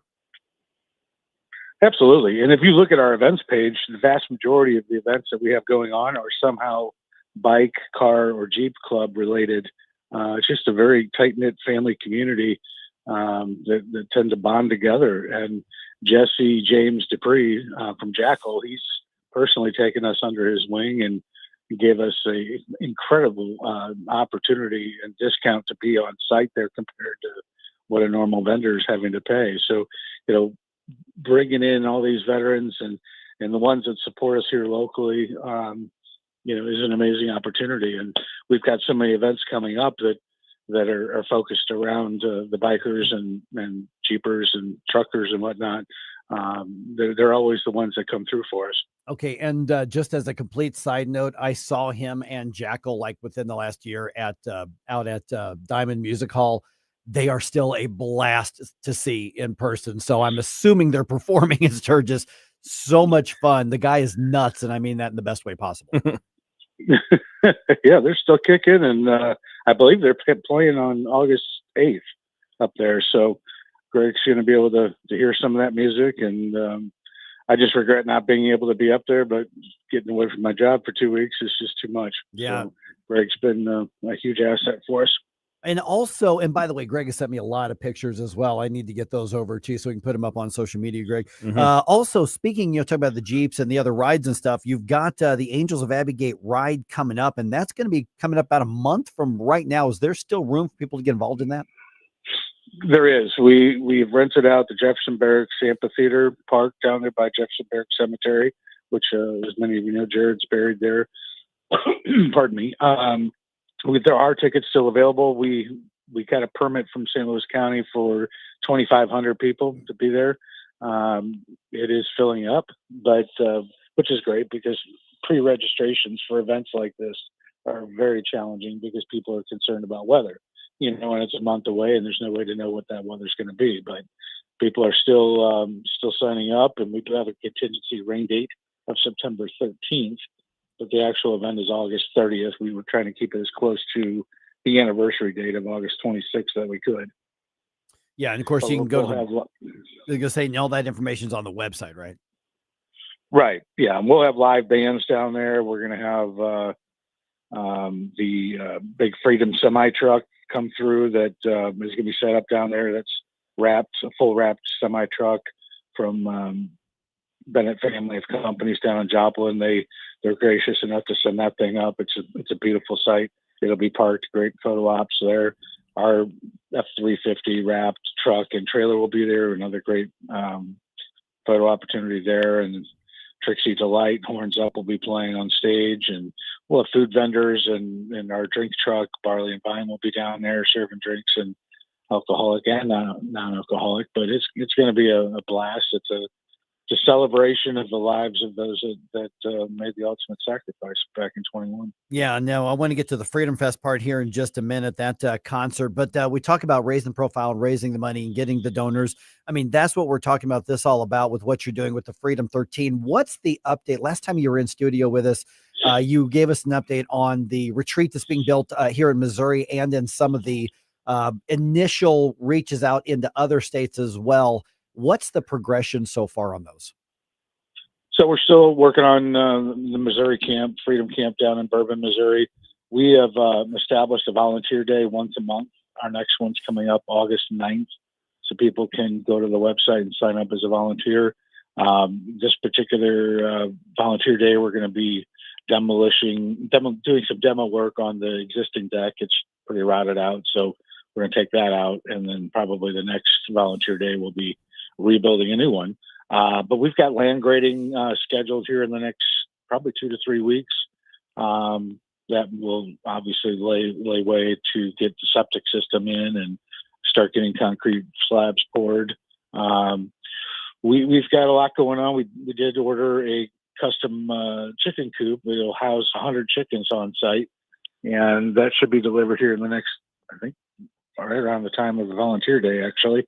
But that'll be awesome because then we'll have plenty of eggs and chicken meat and whatnot to be able to feed the veterans on site too. So lots of moving parts. We are getting ready after that land clearing to literally start going vertical. And this is where we're going to be doing a hardcore push to the big box stores to help out, with lumber and everything needed for construction. But we did get the architectural drawings back, and we're ready to roll. How's the funding on that particular retreat right now? That's the $1 million question, isn't it? I mean, we started our $13 a month campaign for anybody in the general public that wants to participate without breaking the bank, and you just sign up one time, and that certainly helps. Because that's a strength in numbers opportunity there, and it's a little slower growing than I'd hoped, but I think over time it'll start to finally snowball. Really and I haven't had the time to get out and talk to corporations that are looking to get behind missions like ours, but that's really where we need to be focused on right now is the larger dollar or in-kind donation type things where we don't have to pay for the lumber, it's being provided. So that saves a ton of fundraising, obviously. But anybody out there that's looking for a good cause that they want to stand behind, we welcome that conversation because we definitely need the help. We're visiting with Mark Schmitz from thefreedom13.org, and we'll once again repeat that website here in just a couple of minutes. Just last minute or so we've got left here. You've mentioned all of these events, which are so much fun, easy ways for people to get involved and also be reminded of the work that you're doing as well. Right up my alley is a rock concert, rock and roll fest, and that's happening on the Illinois side coming up. This is in October, early October. Tell me about Freedom Fest and why I should be there as a metalhead. Well, Corey, the owner of Hog Pit Barbecue, was gracious enough to let us use his great piece of ground there right on the Mississippi River in Grafton. It's a really cool place if you've never been. You step outside of his bar and boom, you're right there at the river. But so it'll be an outdoor music festival for 3 straight days. Tickets are on sale for that with a capacity of about 5,000, I believe. Those are $30, but once you buy a ticket, it's good for all 3 days. So, hopefully by October, we're not going to be having weather like we've been having here. So it should be nice to be outside and jamming with your friends, and all the money raised goes to the Freedom 13 to help us get these camps done. So it'll be a great opportunity to be outside, outdoors, welcome fall, and listen to some great tunes. Okay, so rock and roll, barbecue, alcohol, and the freedom13.org. I mean, that's pretty much your marketing campaign right there for stacked. This event. Yeah. Yeah, we're looking forward to that one. All right. And Mark, let's go ahead and give that website information. We've already tagged you all on the social media here as well, but especially for those who say, I can do $13 a month, or I can do 20 or 25 a month. What's the way to be in touch? Give them that information real quick. It's right in the website too. It's literally the very first button you'll see. We are actually having an app design now as well, which will make it easier for veterans to sign up to stay at the camp as well as donate. The final tweaks are being worked out on that. I do want to mention before jumping off this call, we do have our next gala coming up November 8th at the Foundry Arts Center in St. Charles. And those will be limited tickets, but I think it holds about 400. So tickets are not on sale for that yet, but they will be going soon. And we've got some huge announcements for that, as well as auction items and speakers, etc. So stay tuned for more on that one. Yeah, give me a heads up when you're ready to release those, and we'll get the word out. Yep. All right. Absolutely. Mark, great to chat with you, man. Thanks so much. Thanks, Mark. Appreciate it. Thank you. All right. Thefreedom13.org is where you're going to find that. All right. 314-912-1019. Bureaucrats versus taxpayers in Missouri. Here's the next level of the property tax debate, because the establishment is digging in their heels, and your local officials are probably on board with that. We'll tell you what's going on right around 7:20. It is no more. And all at once depart, no destination. Making cold my heart to fight your war. Stop it right now. Mike Ferguson in the morning I like it, but they're going a little overboard with the dancing. on News Talk STL. Before you blow us all away.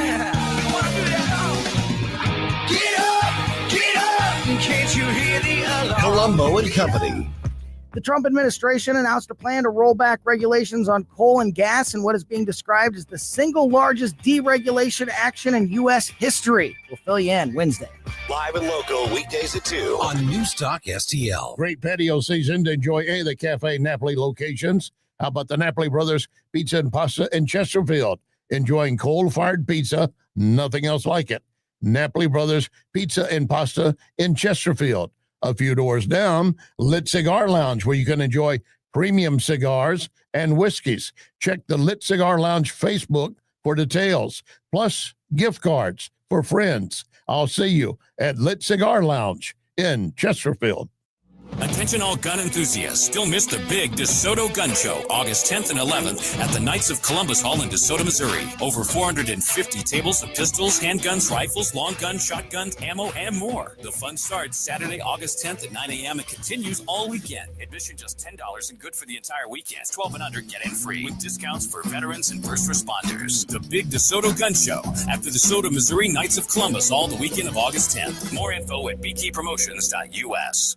I'm Dr. TJ, owner of the Institute of Natural Health, co-owner of Optimal Nutraceuticals, and the host of Wellness One. Wellness One is designed to cut through the nonsense and provide you common sense science-based information regarding health and wellness. On the show, we discuss topics like thyroid health, gut health, hormone optimization, and many others. Our show airs Saturdays at 10 a.m. and 2 p.m. and Sundays at 11 a.m. and 3 p.m. right here on Newstalk STL. And you can visit us at inhstl.com. That's inhstl.com. Beat the summer heat with Johnson Heating and Cooling, your trusted local family business. We specialize in residential air conditioning service, furnace and AC replacement, new construction, finished basements, room additions, and energy-efficient geothermal systems. At Johnson Heating and Cooling, our motto is simple. We treat our customers like we want to be treated, with complete transparency and honesty. Call 636-332-4141. That's 636-332-4141.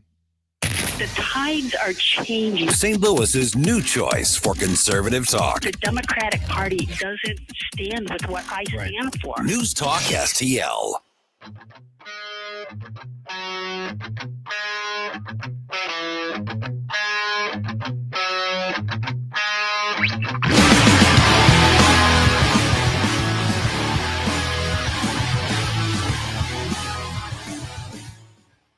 Hey, this is Vince Colonnese. I'll talk to you tonight at 8. But now back to the Mike Ferguson in the Morning Show on News Talk STL. All right. Why are bureaucrats in Missouri demanding higher property value assessments? It is, of course, to make sure property taxes are higher. Also because they're bastards. Exactly. I mean, come on, man. That's how you really feel, Gabe. Yes, but here's the thing. Most counties in Missouri are on board with this, meaning that property tax reform that we have talked to how many state lawmakers, and Dennis Ganal from remote tax relief now, and all of those. Property tax reform or elimination is going to be one of the most important policy issues over the next couple of years in Missouri.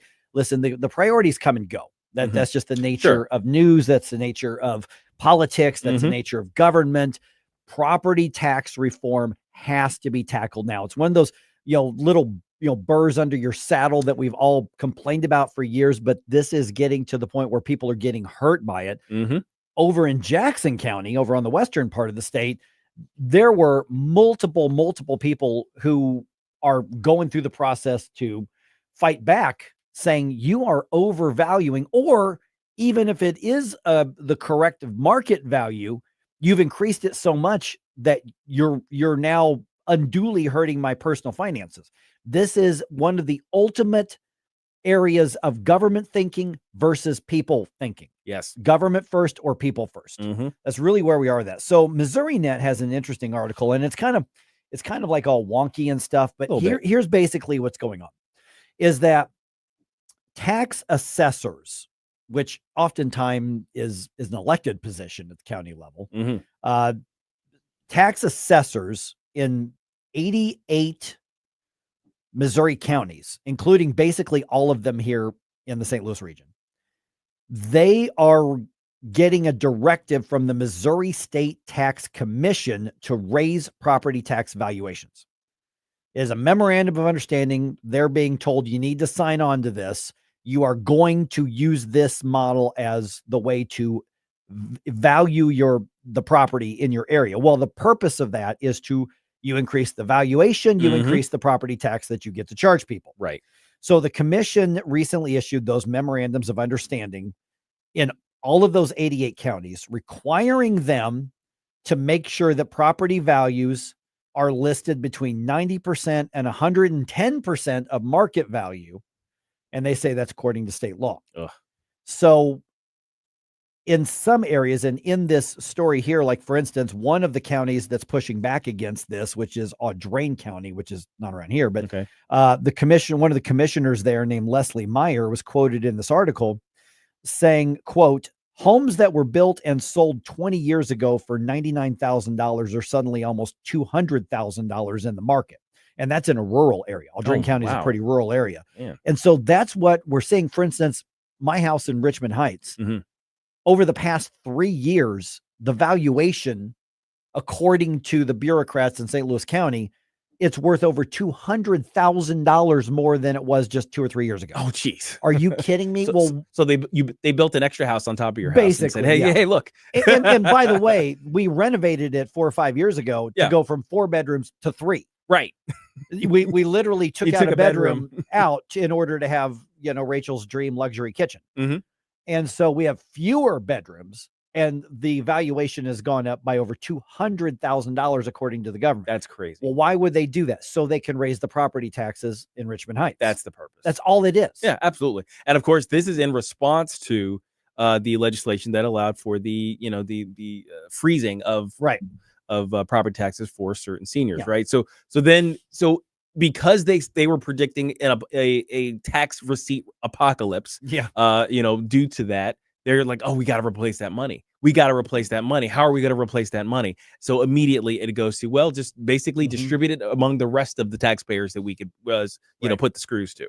And that goes to, and you've perfectly coined this phrase for me, government first thinking. Right. It really is based on the idea that, well, if there is some change in our tax revenue that isn't positive for the government, it must be made up, as opposed to, well, maybe we need to trim spending. Right. Maybe we just stop buying something or spending something, or we need to fire somebody. Yeah. Because remember, this is one of those areas where somebody's opinion of what your property is worth is what determines your tax bill. Yeah. We're not selling this house. But they say, well, it's worth more now. We're going to charge you more. And the funny part is, talk to anybody who does real estate, and there's some great people who do real estate, but they're going to get mad at you when you say this is BS. Oh no, that's just what the market's bearing. No, you want the valuation as high as can be, it's because you want to. Yeah, it's in your interest because you get a commission off selling it. And I mean, listen, my friends who are listening who sell real estate, I'm right. You want that valuation up because your percentage is a percentage. It's not generally speaking. And so get this. I know Jerome's got something here. Another quote here is from Greg Alsbury, who is the chief counsel for the Missouri State Tax Commission. So not only is there a tax commission, but they have their own lawyers. Oh, gosh. Quoted in this Missouri Net article is saying, and I'm quoting, almost every penny of local tax that's collected stays at the local level. Most of that money goes to school districts. The state receives almost none of that money. The very little bit that it does receive goes to the blind pension fund. That's the standard that the General Assembly has selected. If they want to change that standard and designate a different standard, that's the standard that we will enforce. We don't make the laws, we follow the laws. So basically, but it's for the children. Stop complaining.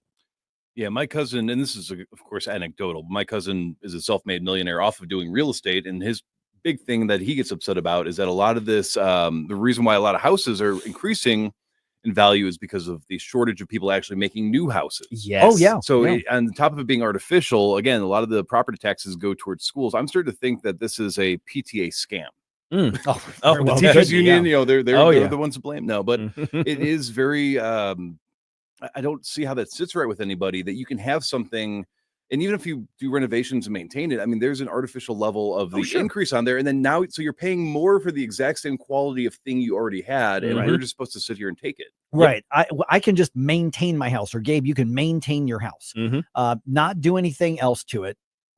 You don't change anything, but your bill goes up every single year. So even outside of the immorality of a property tax, Yes. and property taxes are inherently immoral. Absolutely. Yes. Outside of that, what you have here is a situation where government has first claim on your money. And also, if you don't like it, they say, well, you can appeal. Yeah. But you have to make your case, do all the comparisons. You have to make the argument. The burden is on you, and you appeal it to the very people that you're saying who are wrong. Right. So that is, well, Mike made a decision on what we're going to have for dinner, guys. And the burden is on you to make the case that I should not have what I want for dinner. And then you make the case and then bring it to me. Right.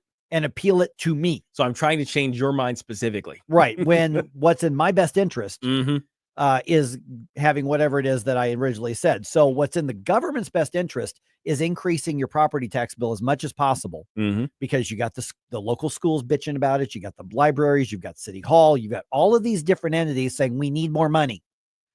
Get it.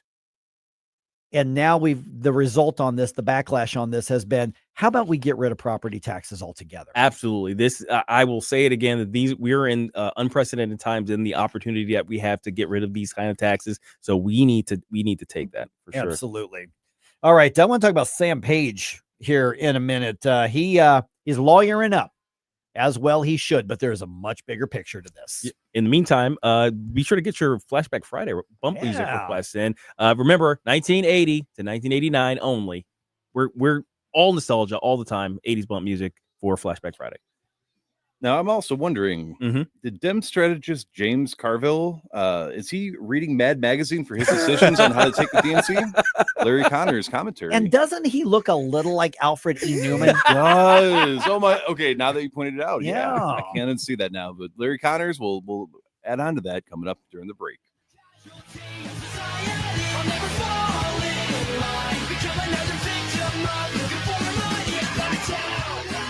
From the Michaels Flooring Outlet Weather Center. We're almost there, gang. Less than 24 hours to go before this heat wave breaks, but it could be a busy 24 hours. A quick warm-up today, 95 for the high, heat index between 100 and 105. But then thunderstorm chances ramp up with a cold front moving in. Let's be ready for scattered storms, heavy downpours, frequent lightning, maybe even some strong winds this afternoon into this evening. And then much cooler tomorrow. Thursday's high at 79. Still a little muggy, still a few showers. But boy, Friday into the weekend looked gorgeous. From the First Alert 4 Weather Center, I'm meteorologist Matt Chambers. Hey, if you're 50 or older, you do not want to take any risk with your money. In fact, you want Leslie Consulting. My friend Bob Leslie can show you a gain and retain plan. Means that you never lose. Plus, you get up to a 20% bonus on day one. Leslie Consulting, a leader in brokerage and risk management. 314-721-0066. LeslieConsulting.com. Larry Connor's commentary, brought to you by Vincent's Jewelers, offering a wide selection of jewelry, including lab-grown diamonds, affordable earrings, bracelets, necklaces, and rings, up to 75% off their natural counterparts. Visit VincentsJewelers.com. This is Larry Connor's commentary on News Talk STL. How many of you remember Alfred E. Newman? Sound familiar? Do you remember the American humor magazine, Mad?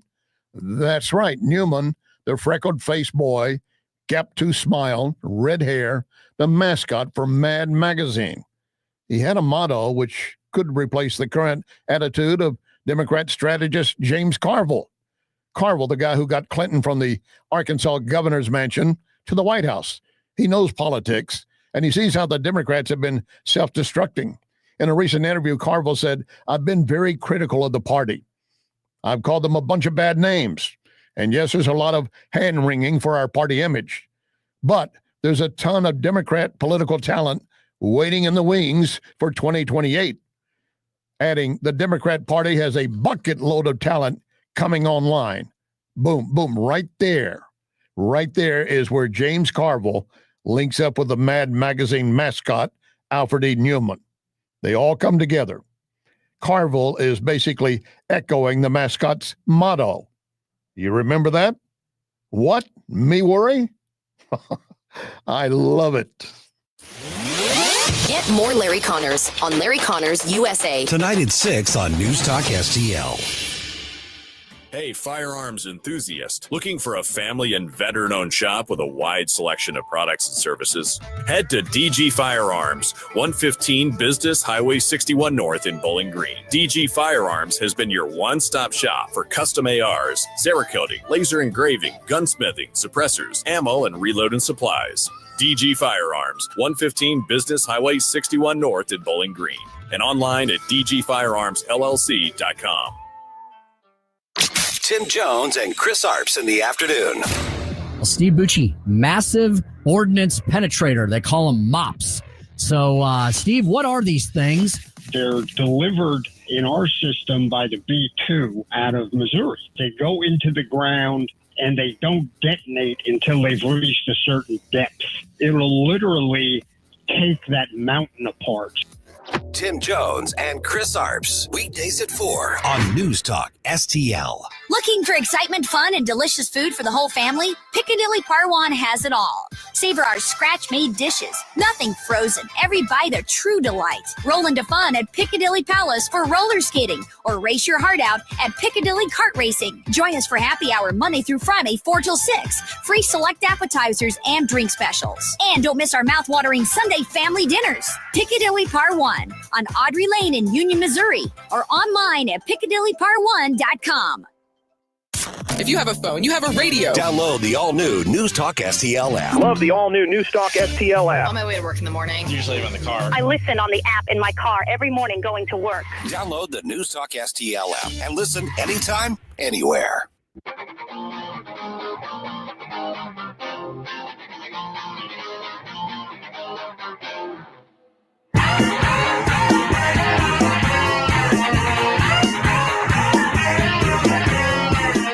Good morning, Missouri. It's your boy, Joe Pags. I'll talk to you tonight at 10. But right now, let's get back to Mike Ferguson in the morning. All right, Sam Page, as he should, gets a lawyer. And they're saying he didn't do nothing.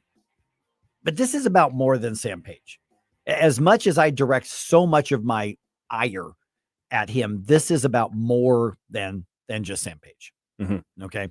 As you know, this is an update to the story we brought you yesterday, which things were just kind of breaking. We were within about 12 hours of it breaking yesterday. And that is there's a criminal investigation into St. Louis County Executive Sam Page. That's music to my ears, you know, and get him. Yeah. And it's not just because, okay, so he won, therefore go get him because he won. Let's do lawfare. That's not what I'm talking about. This isn't lawfare. This is he continues to break the law. Right. And he's never really held accountable. He's taken some political losses. Mm-hmm. He's taken some court losses, sure, but he's never been held accountable. Yeah. It's interesting in our current political climate that when somebody has to face the consequences of their actions, people are quick to point it out as more so retaliation or some sort of political lawfare. True. So this goes back to, and I don't need to rehash all the details. I suspect everybody knows, but just in case you're just checking in for the first time, back in November, Proposition B would have allowed the county council to fire executives that he appointed if there was a supermajority who said we've got cause. Okay. Right. Voters said no to that. Mm-hmm. And it was pretty overwhelming, unfortunately. Mm-hmm. But voters said no. Yeah. And I think, I relate that to the campaign that was run to support it. I mean, I think my guess is that his allies in the labor unions had more to do with it. Okay. But I can see that. The fact of the matter is, because it wasn't even close. I mean, we just lost that one. But he used tens of thousands of dollars of taxpayers' money to campaign against Prop B. Mm-hmm. Sure did. So regardless of the outcome, the law is incredibly clear on this. Now he's brought on a lawyer who used to be a federal prosecutor. So this is a high-powered lawyer. Okay. That lawyer's like, nope, he didn't do anything wrong. I still see where the law is broken. Didn't do it. Yeah, but he did. Glove doesn't fit. You must have quit. And so Sam Page's phone's been confiscated. Other things have been confiscated. The county council now is close to subpoena. They're talking about subpoenaing him and others to say, we want to know what was confiscated. We want to know the scope of this investigation. Right. Because he's certainly not offering, voluntarily any information about what's going on. No, he's confirmed that it's happened. That Sure. They've confiscated some of his stuff. And you say, well, why would they be confiscating his phone? Well, for the records. Yeah. It could be text. It could be email. It could be whatever phone connections. Because what you're probably looking for, I'm just going to guess here, is that was he warned this violates the law? Right. Which basically we know that he was warned. Yeah, I think at least 2 county council members have confirmed that that happened. Right. And so the bigger picture here is that with this being a criminal investigation, is that it's not just about Sam Page. It's about every local or statewide government entity that abuses their position in government. And I've mentioned before, school boards, city halls, library districts. You're talking about people who are elected most of the time, even as a volunteer basis. Right. But you're talking about the superintendent of the school district who authorizes $25,000 for a quote unquote education campaign for the upcoming bond issue or the upcoming levy increase, or the city administrator who does that. So you're talking about people who take taxpayers' money and use it to campaign against taxpayers. Yes. Now they're going to argue it's for taxpayers because for higher taxes, you get stuff. Look at all the benefits. Right. But you're basically using taxpayers' money most of the time to campaign for a tax increase. Yes. Now you can campaign for or against any tax increase you want. If Sam Page had taken his PAC, which he has a PAC, or he had convinced the Democratic Party to use their PAC, or wrote a check from all that all that hospital money that from he's the a side job. If he had taken all of that outside and said, I'm buying ads against this, okay, sure, that's your First Amendment right, and I would defend it. That's not what he did. So just because again, I'm not the most in depth, we have the biggest depth of knowledge when it comes to how things are funded, what's legal and what's not legal. So if he had on his own money, his own dime, and it said from Sam Page himself, yes, vote this way, that would have been completely fine. But absolutely. The issue is that it came from an official government representative position using taxpayer funds. Correct. Okay. That's right. That is correct. Yep. Now the biggest dollar amount that I've heard associated with this came from the postage.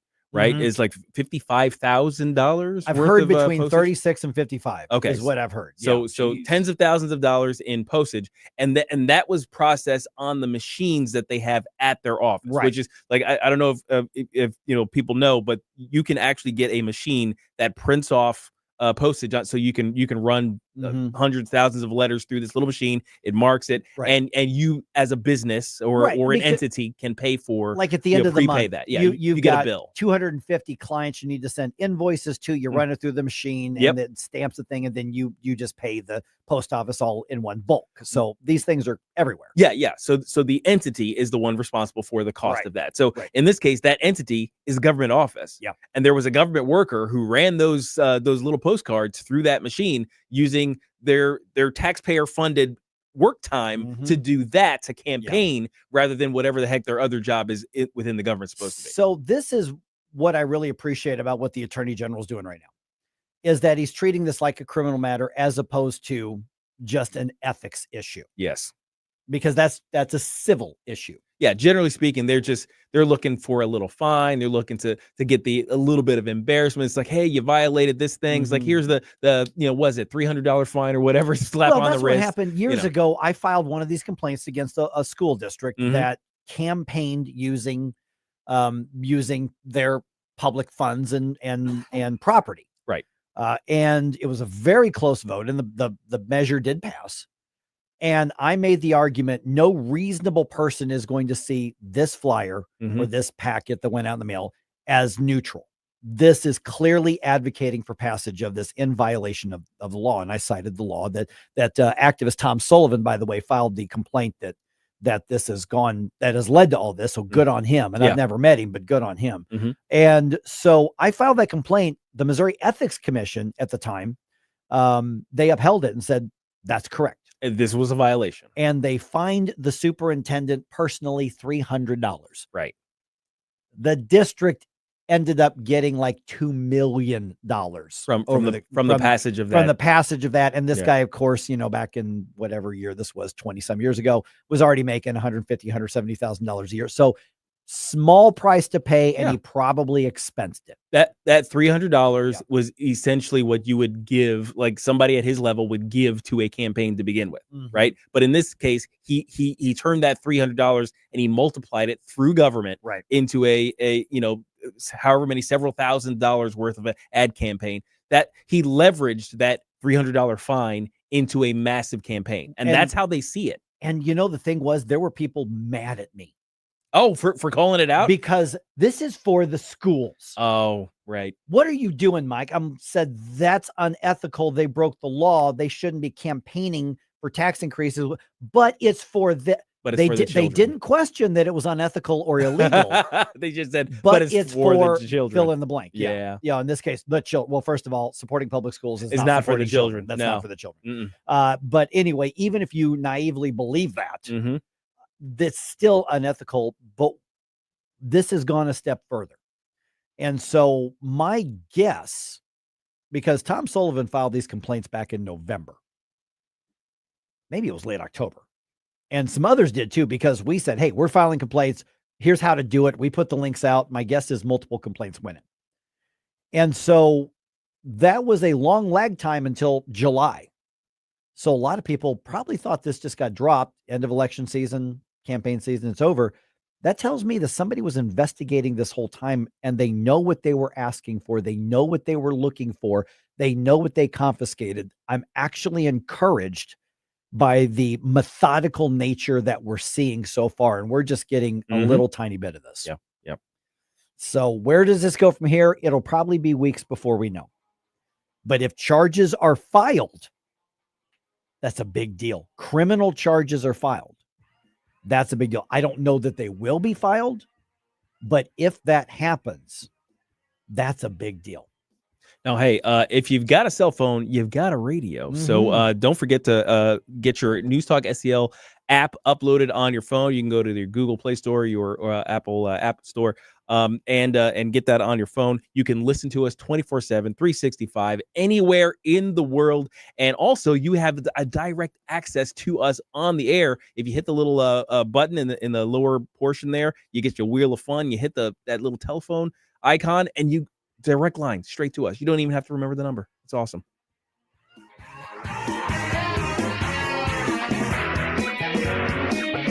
Mike Ferguson in the morning. Poor kids are just as bright and just as talented as white kids. On NewsTalkSTL.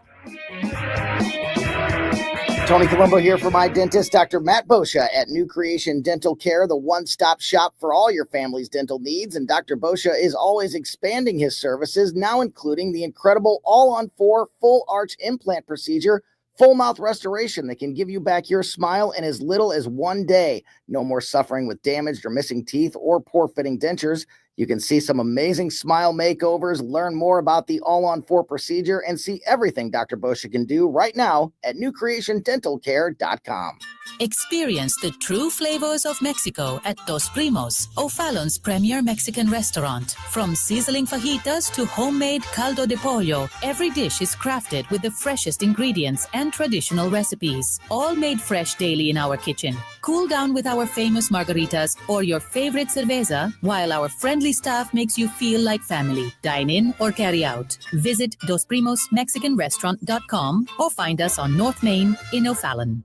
Hey, Jamie Allman here for Patriot Heating and Cooling. When your home's comfort is on the line, you need a team you can trust. That's why I recommend Patriot Heating and Cooling. St. Louis's trusted team of HVAC experts. These pros make customer service their number one priority, whether it's a summer breakdown or a winter emergency. Booking your service couldn't be easier. Just visit callpatriothvacstl.com or call 314-527-2722.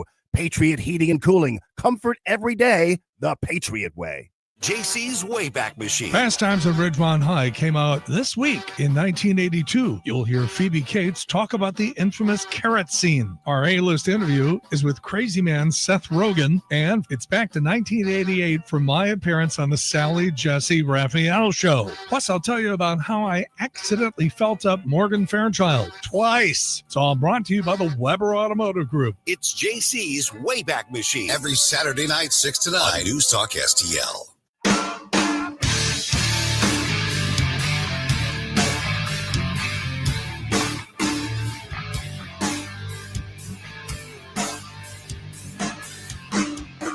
Hey everyone, this is State Senator Nick Schroer. I am the host of Stand and Fight every Sunday night. Right now, let's hear more of Mike Ferguson in the Morning Show here on News Talk STL. Gabe, what was that you said just a couple of minutes ago? If you got a phone, you got a radio. Yeah, I don't have a radio right now. I forgot my cell phone. Oh, come on. Man. I did. And it's like we were talking to Mark Schmitz a little bit ago about Freedom 13 being up in Sturgis. Yeah.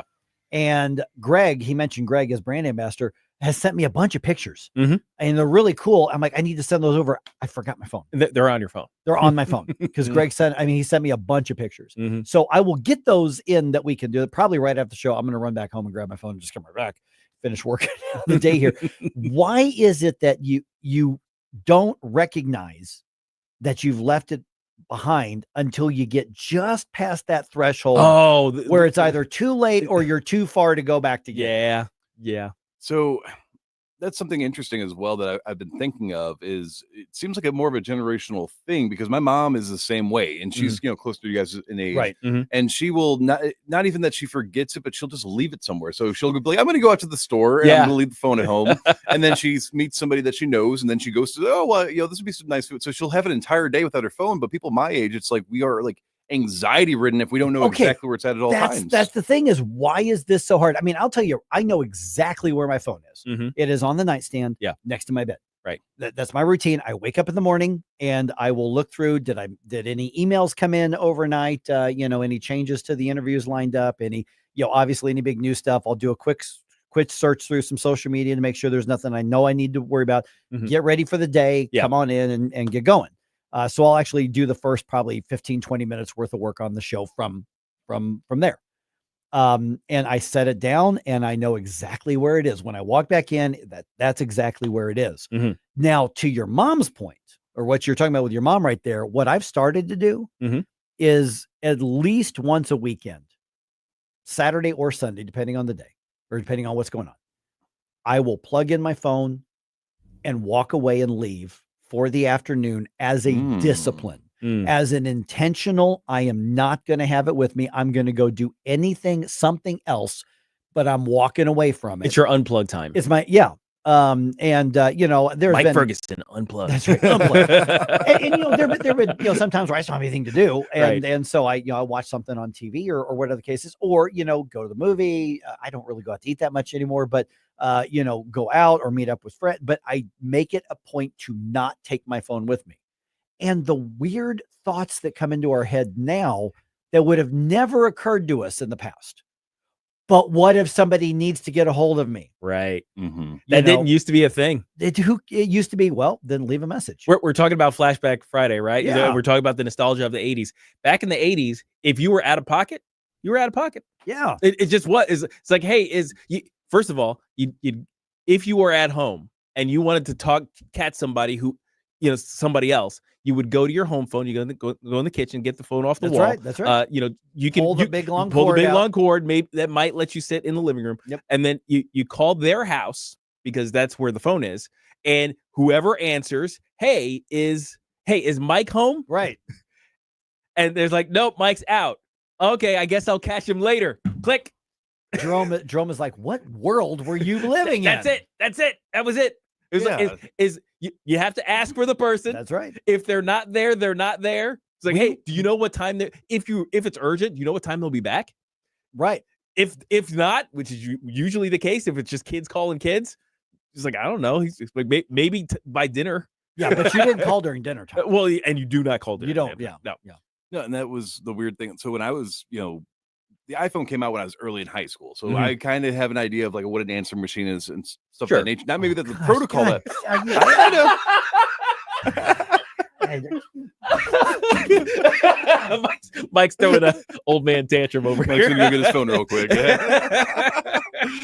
But it's like kind of know what it is. I have a vague. I've seen one in an antique store. Yeah, but for us, it's the idea that for example, all of our contacts are in our phone. Right. You know, Yes, our GPS is in our phone. You don't remember phone numbers because we haven't really had a need to. We had to memorize phone numbers. So and that's when I realized. So there was a time where and we didn't go very, very far, but my mom, we were going out of the city to a neighboring city for a little day out. She forgot her phone at home, and she literally went to and said, "Can I borrow your phone?" And then called a couple people saying, "Hey, I don't have my cell phone on me, but we'll be back around this time." And I'm like, if I did not have my cell phone, I'm like, I could have called and texted them with my cell phone that's in my pocket. Well, no, I know, it's not a big deal. I'm like, so just the generational shift is The fascinating mentality. because you're not sitting here like when you told me this morning, it wasn't, oh my God, I need you to stall so I can go get my phone. It was like, I just don't have my phone on me. But I know people legitimately where they will be late to work or to a doctor's appointment. They'd or rather something be late because they just can't handle not having their phone. Or on the them. funny part is if they get to work and like, why are you late? I forgot my phone. Oh, okay, yeah, okay. totally I get guess. it, I had totally to get go it. back. Yeah. Here's one funny. When I was in high school, I was in a little tiny town called Camp Point, Illinois. That's where I went to high school, which is about 25 miles east of Quincy. And it was such a small town that we only had to dial the last 4 of the phone number. Oh, wow. Really? We could call somebody with 4 digits. 4 digits. Oh, wow. So that's how small of a town on we the were on the back rotary then. phone. Yeah. We did have rotary phones. Yep. That's right. But you only had to dial the last 4. That's why it was such a good thing. Yeah. that you only had to dial 4 on the rotary phone. It takes less time. Exactly. But since I've been doing, I mean, as a discipline, like today, I just forgot my phone. It is a pain in the butt because my work email is on my phone. My American Viewpoints, my personal business email is on my laptop, right? Which is what I use to send these guys the show sheet every day anyway. But my NewsTalkSTL email, so if you've emailed me today, I'm not going to get it till probably 9:30 when I get back to go get my phone, because that happens to be where that email is. And so, but since I've intentionally been saying I'm going to spend at least part of a day, either a Saturday or a Sunday or a Friday afternoon, and intentionally walk away from it, I got to tell you, I find myself more relaxed. I find myself a little more focused. I find myself in a better mood during that time that I walk away from the phone. Once I got over walking away from the phone, the first couple times you're just jittery, like, I need to, my daughter may need to call me. But what happens if, mom has a question about something? I mean, it's like, oh, it'll be okay. The question will still be there. Yeah. later. Yeah. There are very few emergencies. I would encourage everybody to just look at the call history and the your text log for any particular day. Just pick a day of the week and just kind of keep note. It's like, did anything important, really, really important happen in that period that you think you needed your cell phone? For 99% of us, 99% of the time, it's going to be no. You didn't really need it there. See, and that's another interesting thing about the dynamic of how you interact with each other between the generations, because I think my generation as well, we've kind of grown up as like, well, what if one of my friends is having a bad night and needs me at 1 in the morning, something, and then you feel like you're a bad friend if you don't get back to them. Whereas I think your generation's just able to handle themselves a little bit better. So that may not be the same level of fear, but it is interesting how addicted we are to our phones now. Well, we just bottle it up and push it down until it's suppressed later. Yeah, exactly. Which is totally healthy. What are you guys doing? You could say it's addicted. I would say that or dependent. Yeah. Dependent on. Yeah. And I think that was built into the phones. I think on some level, the that whole dopamine cycle was taken into consideration while they were making the apps, while they were building the interfaces for the phones. They made it enjoyable to have this thing. So it's natural that you would build a dependency on something that always hits your dopamine. Right. It's like it only makes sense that younger people who've always had a smartphone would be addicted to it. Maybe we should have like a compact, like a Get Up Crew compact. Everybody who's part of the show, and that means everybody who's listening and watching, make it a point at some point during the week or the weekend, plug the phone in, put it down, go somewhere, walk away from it for 3 to 6 to 8 hours. Just get away from your phone for a little while. Digital detox. I'm curious as to how people will find that they're affected by that after a week or 2 or 3 or 4.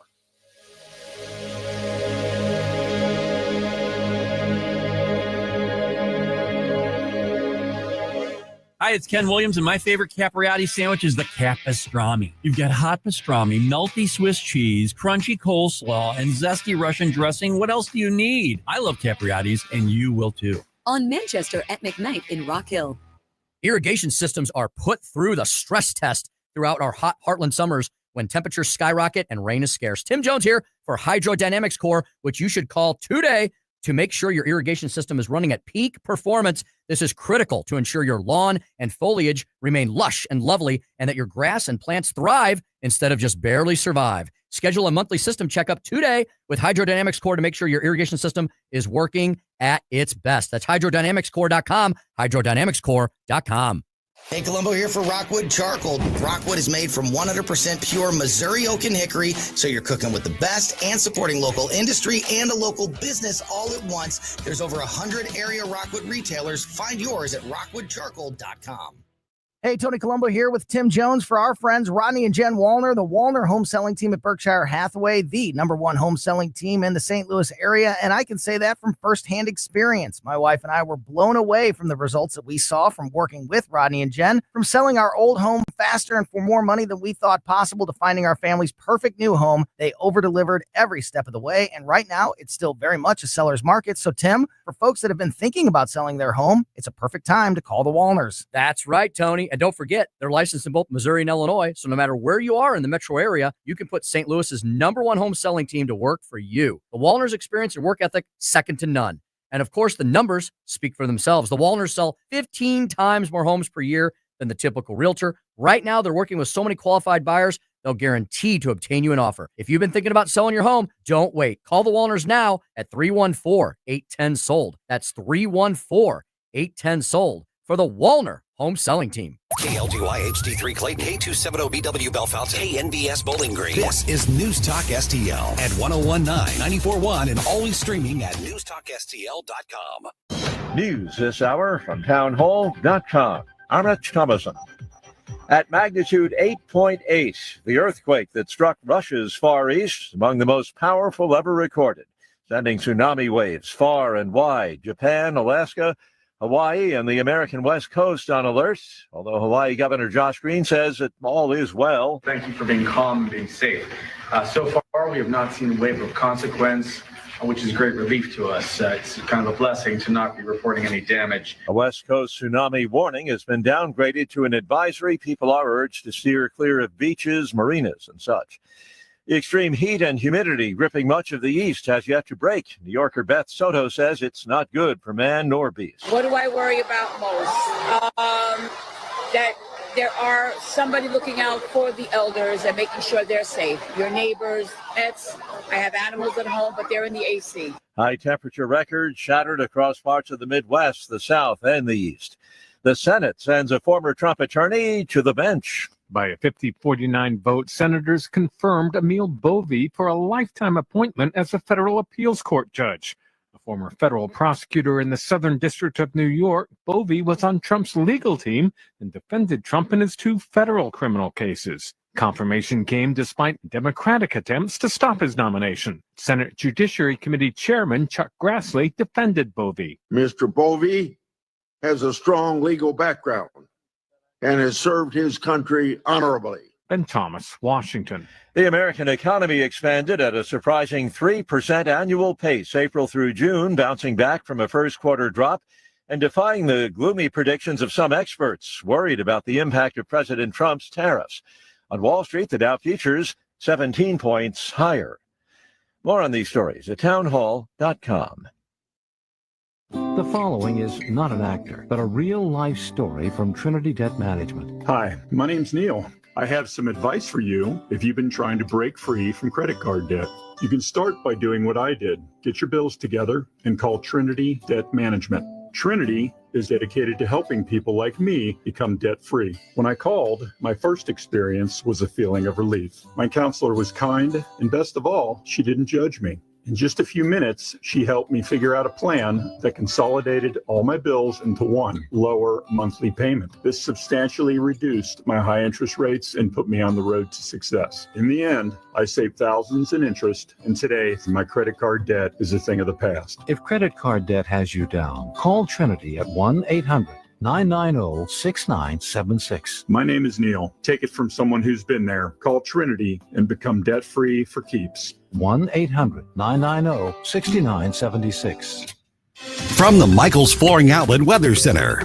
We're almost there, gang. Less than 24 hours to go before this heat wave breaks, but it could be a busy 24 hours. A quick warm-up today, 95 for the high, heat index between 100 and 105. But then thunderstorm chances ramp up with a cold front moving in. Let's be ready for scattered storms, heavy downpours, frequent lightning, maybe even some strong winds this afternoon into this evening. And then much cooler tomorrow. Thursday's high at 79. Still a little muggy, still a few showers. But boy, Friday into the weekend looked gorgeous. From the First Alert 4 Weather Center, I'm meteorologist Matt Chambers. This hour of News Talk STL is brought to you by Stifel, serving investors for over 130 years. Contact your Stifel financial advisor at stifel.com. That's STIFEL.com. For over 50 years, Di Gregorio's Italian Market has been serving up a taste of Italy right here in St. Louis. Family owned and operated, nestled in the heart of the hill. From homemade sausage and meatballs to spadini, pizzas, pastas, and sauces, our wide variety of Italian specialties will transport your taste buds straight to Rome. For a truly authentic Italian shopping experience, visit your friends at Di Gregorio's. Shop local, shop Di Gregorio's Italian Market, where every bite tells a story. Defco Patriot Radio. Hey guys, I don't know about you, but I love learning about national and international issues here on News Talk STL. But do you know what's going on in your neck of the woods, your city, your county, and its politics? If you live in Jefferson County and want to know more about what's happening locally, join Speaker Tim Jones and me, Councilman Billy Crow, as we dive into all things Jefferson County on Sundays at high noon on Jeffco Patriot Radio. Defco Patriot Radio. On News Talk STL. Mike Ferguson. When they say it like that, you know they mean business. Gabe Phifer. He has great hair. Get up! Get up! Can't you hear the alarm? Get up, St. Louis. You're not talking to Bambi's baby brother here.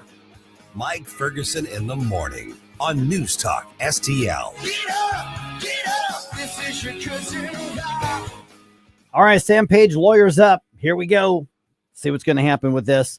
Also, while some lawmakers in Missouri want to get rid of property taxes, some bureaucrats want to make sure those bills are as high as they can possibly be and still get away with it.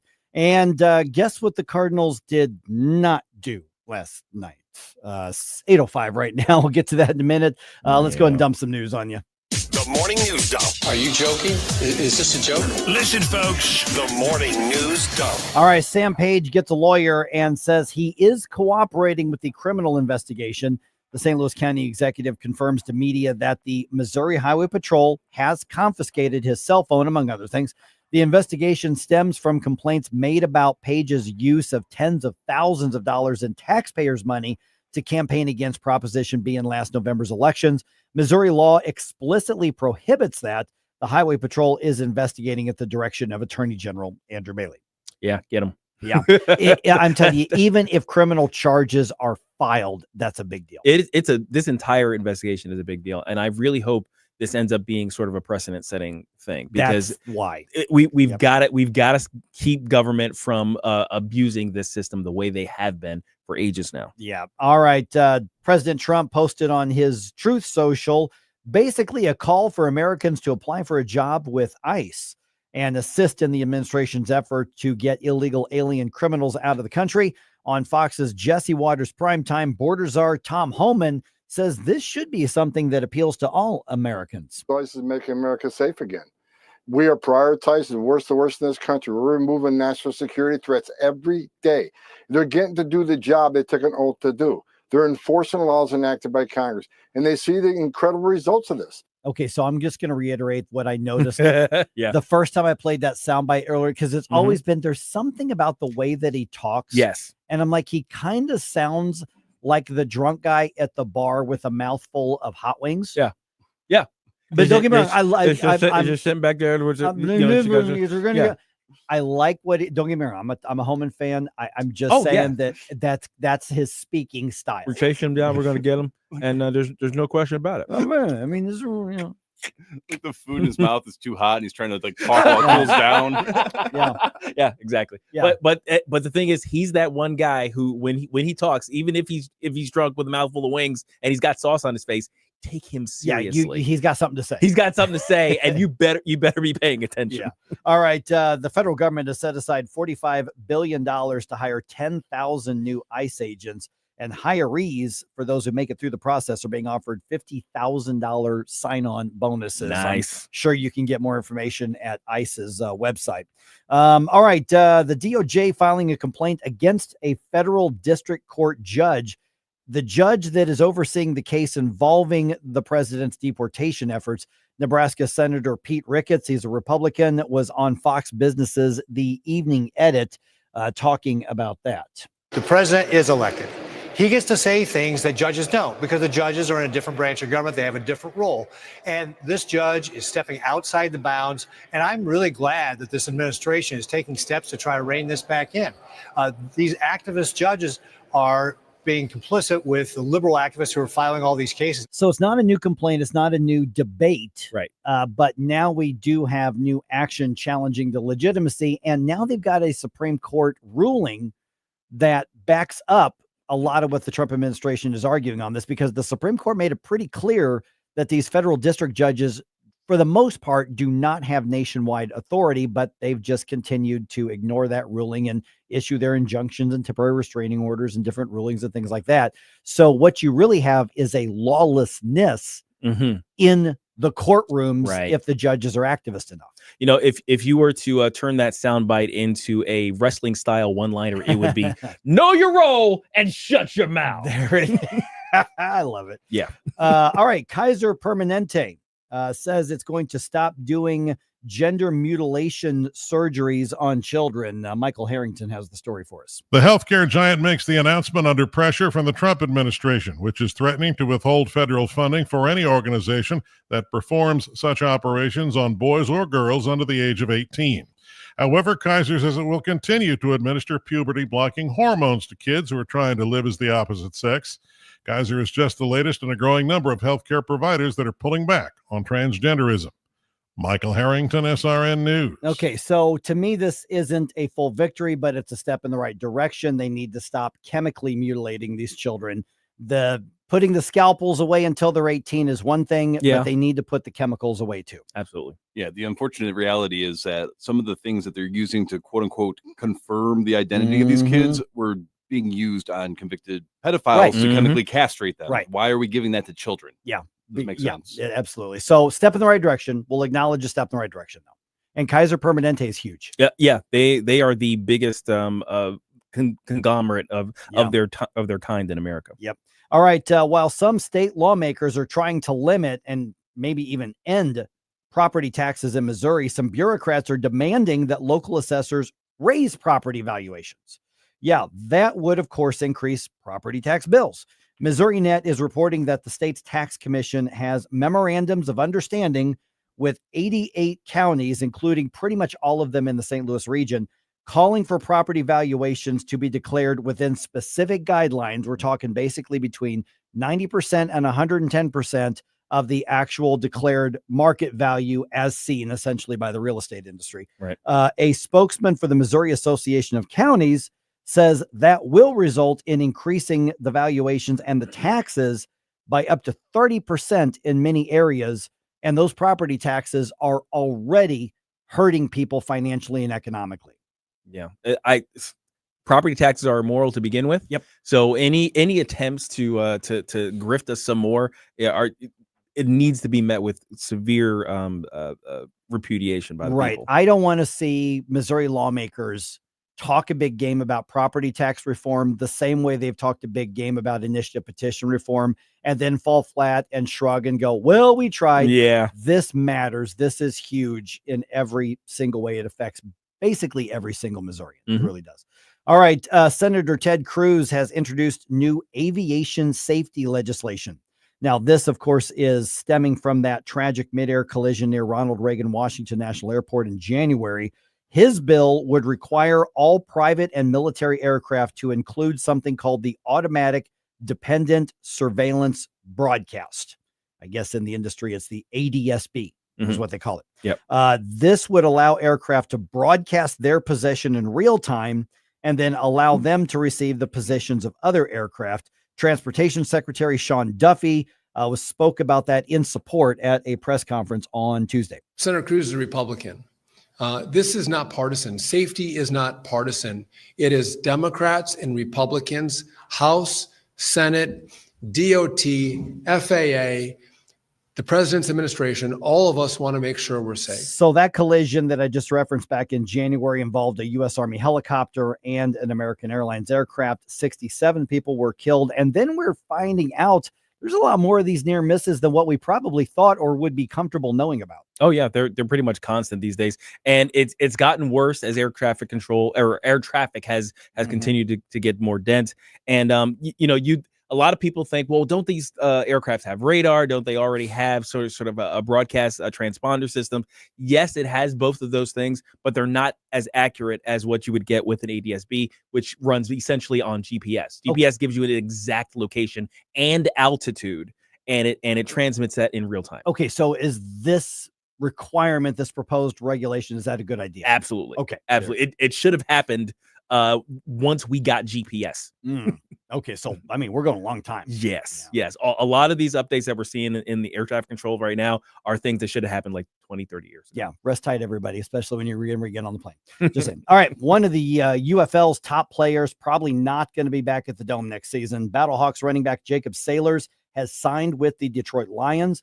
Sailors is a two-time All-UFL player. He rushed for a team record 499 yards last season. If Sailors returns to the UFL at any point, though, the Battlehawks will have the rights to sign him again. And the Cardinals only managed to get 4 hits in their 5-0 loss to the Marlins last night. Sonny Gray took the loss, but he's still 10-5 on the season, so he's having a really good season. The series wraps up this evening at Busch Stadium. Each team has won 1 game so far. First pitch tonight, 6:45. Miles Michaelis expected to start this one. It is no more. And all at once depart, no destination. Making cold my heart to fight your war. Stop it right now. Mike Ferguson in the morning. Let me just say this with all due respect. You really don't know what you're talking about right now. On News Talk STL. Before you blow us all away. Hungry for something different? Come taste the Chicago tradition at Nancy's Pizza in O'Fallon, Missouri. Family and veteran-owned Nancy's brings you authentic Chicago-style stuffed crust pizza, hot, cheesy, and piled high. Craving a crunch? Try our crispy tavern-style pizza. Plus, we even have delicious gluten-free crusts. Try our mouth-watering selection of pastas, sandwiches, salads, and appetizers. And don't forget to join our loyalty program for tasty rewards. Carry out and delivery only. 2007 Highway K in O'Fallon and nancyspizza.com. Use code NEWSTALK to receive a free 6-inch breadstick with your purchase. Yo, this is Vic. Vic for Vets is proudly honoring our veterans. Every Wednesday at 11:05, you'll hear about that day's honoree and their incredible service to our country. Hi, it's Ken. You want to nominate a veteran? Send their name, service information, and story to me, Ken, at NewsTalkSTL.com. Brought to you by Heroes Care, Alamo Military Collectibles, and Monocle's Pizza. Together, let's celebrate the heroes in our community. Vic for Vets, where honor meets gratitude. Simply Health with Dr. Brian Deloney. This is Dr. Deloney with Simply Health, now available without a prescription. And this weekend, we have the man, the myth, the legend. We have Parker Jobin with Coalition Gym, and we're going to talk about the difference, what they do, how it's so great for your body, your health. And it's not just about getting stronger, but it's really about living a higher quality life. Simply Health, Saturdays at noon on News Talk STL. To find out more about Simply Health Integrated Medical, log on to simplyhealthintegrated.com. If you're living with diabetes and using insulin, you know the pain of pricking your fingers over and over again. By wearing a small remote device called a continuous glucose monitor or CGM, you can reduce the pain of pricking your fingers right away. If you're testing your blood sugar 4 or more times per day, injecting insulin 3 or more times per day, or using an insulin pump, call the Diabetic Health Hotline today. 800-515-2380. That's 800-515-2380. Paid for by U.S. Med. Hey, thank you very much for taking my call. News, analysis, opinion. Yes, I just want you to know what a breath of fresh air you people are. 1019 and 94.1 News Talk STL.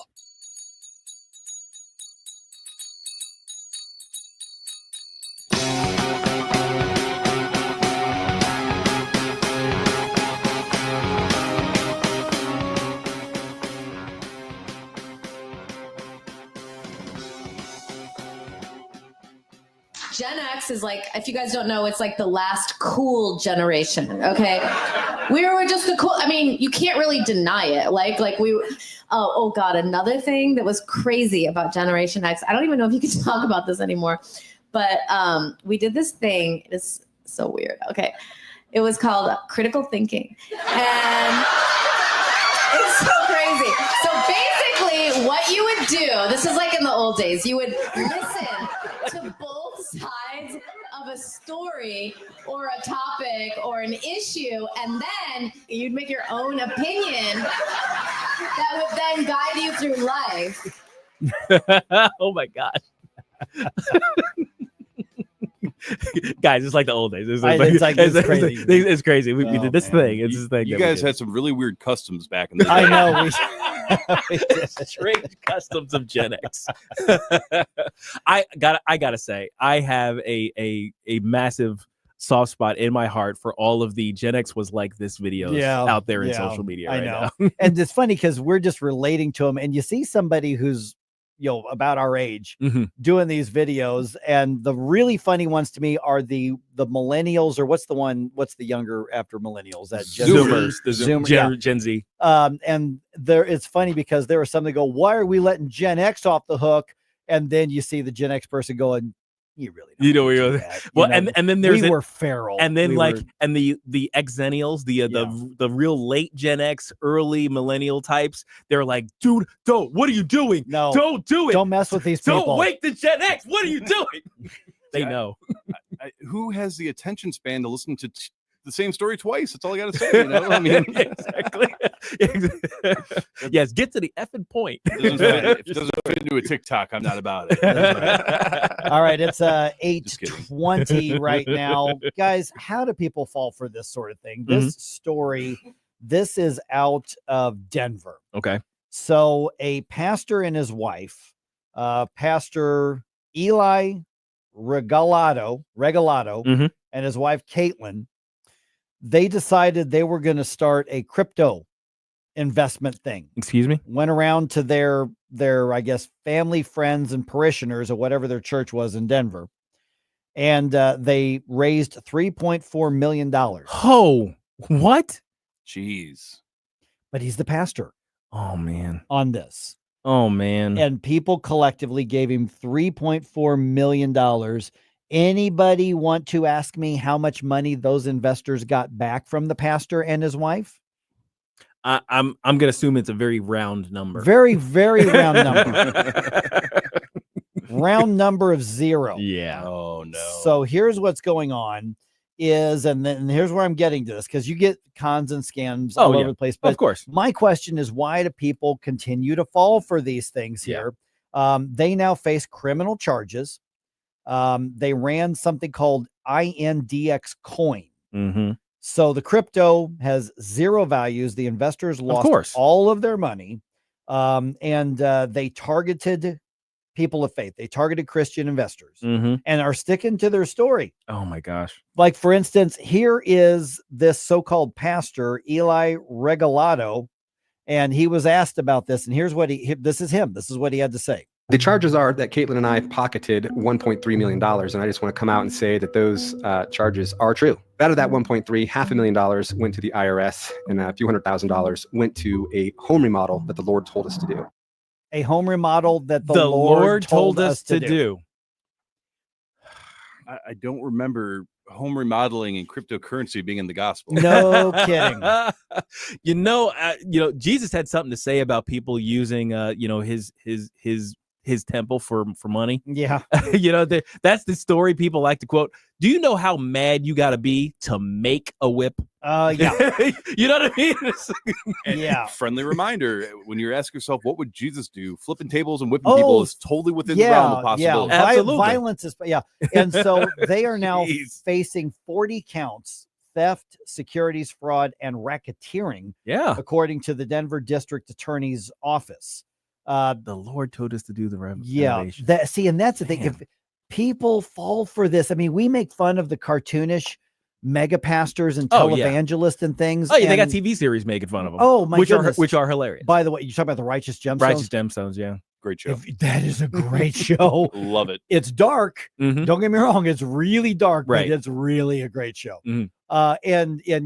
And you look at everyone from the Jimmy Swaggarts, and I would even argue now the Joel Osteens and the Paula Whites and all of these grifters out there, and people keep falling for it. Yeah. And they keep falling for, well, Jesus told me to. God told me to. Mm-hmm. Okay. When somebody is doing something crazy and way out there and they say, but God told me to, trust me. Yeah, that's when you don't do that. I know that's usually the flag to say, okay, don't do that. Right. Right. God, why don't you give me a sign?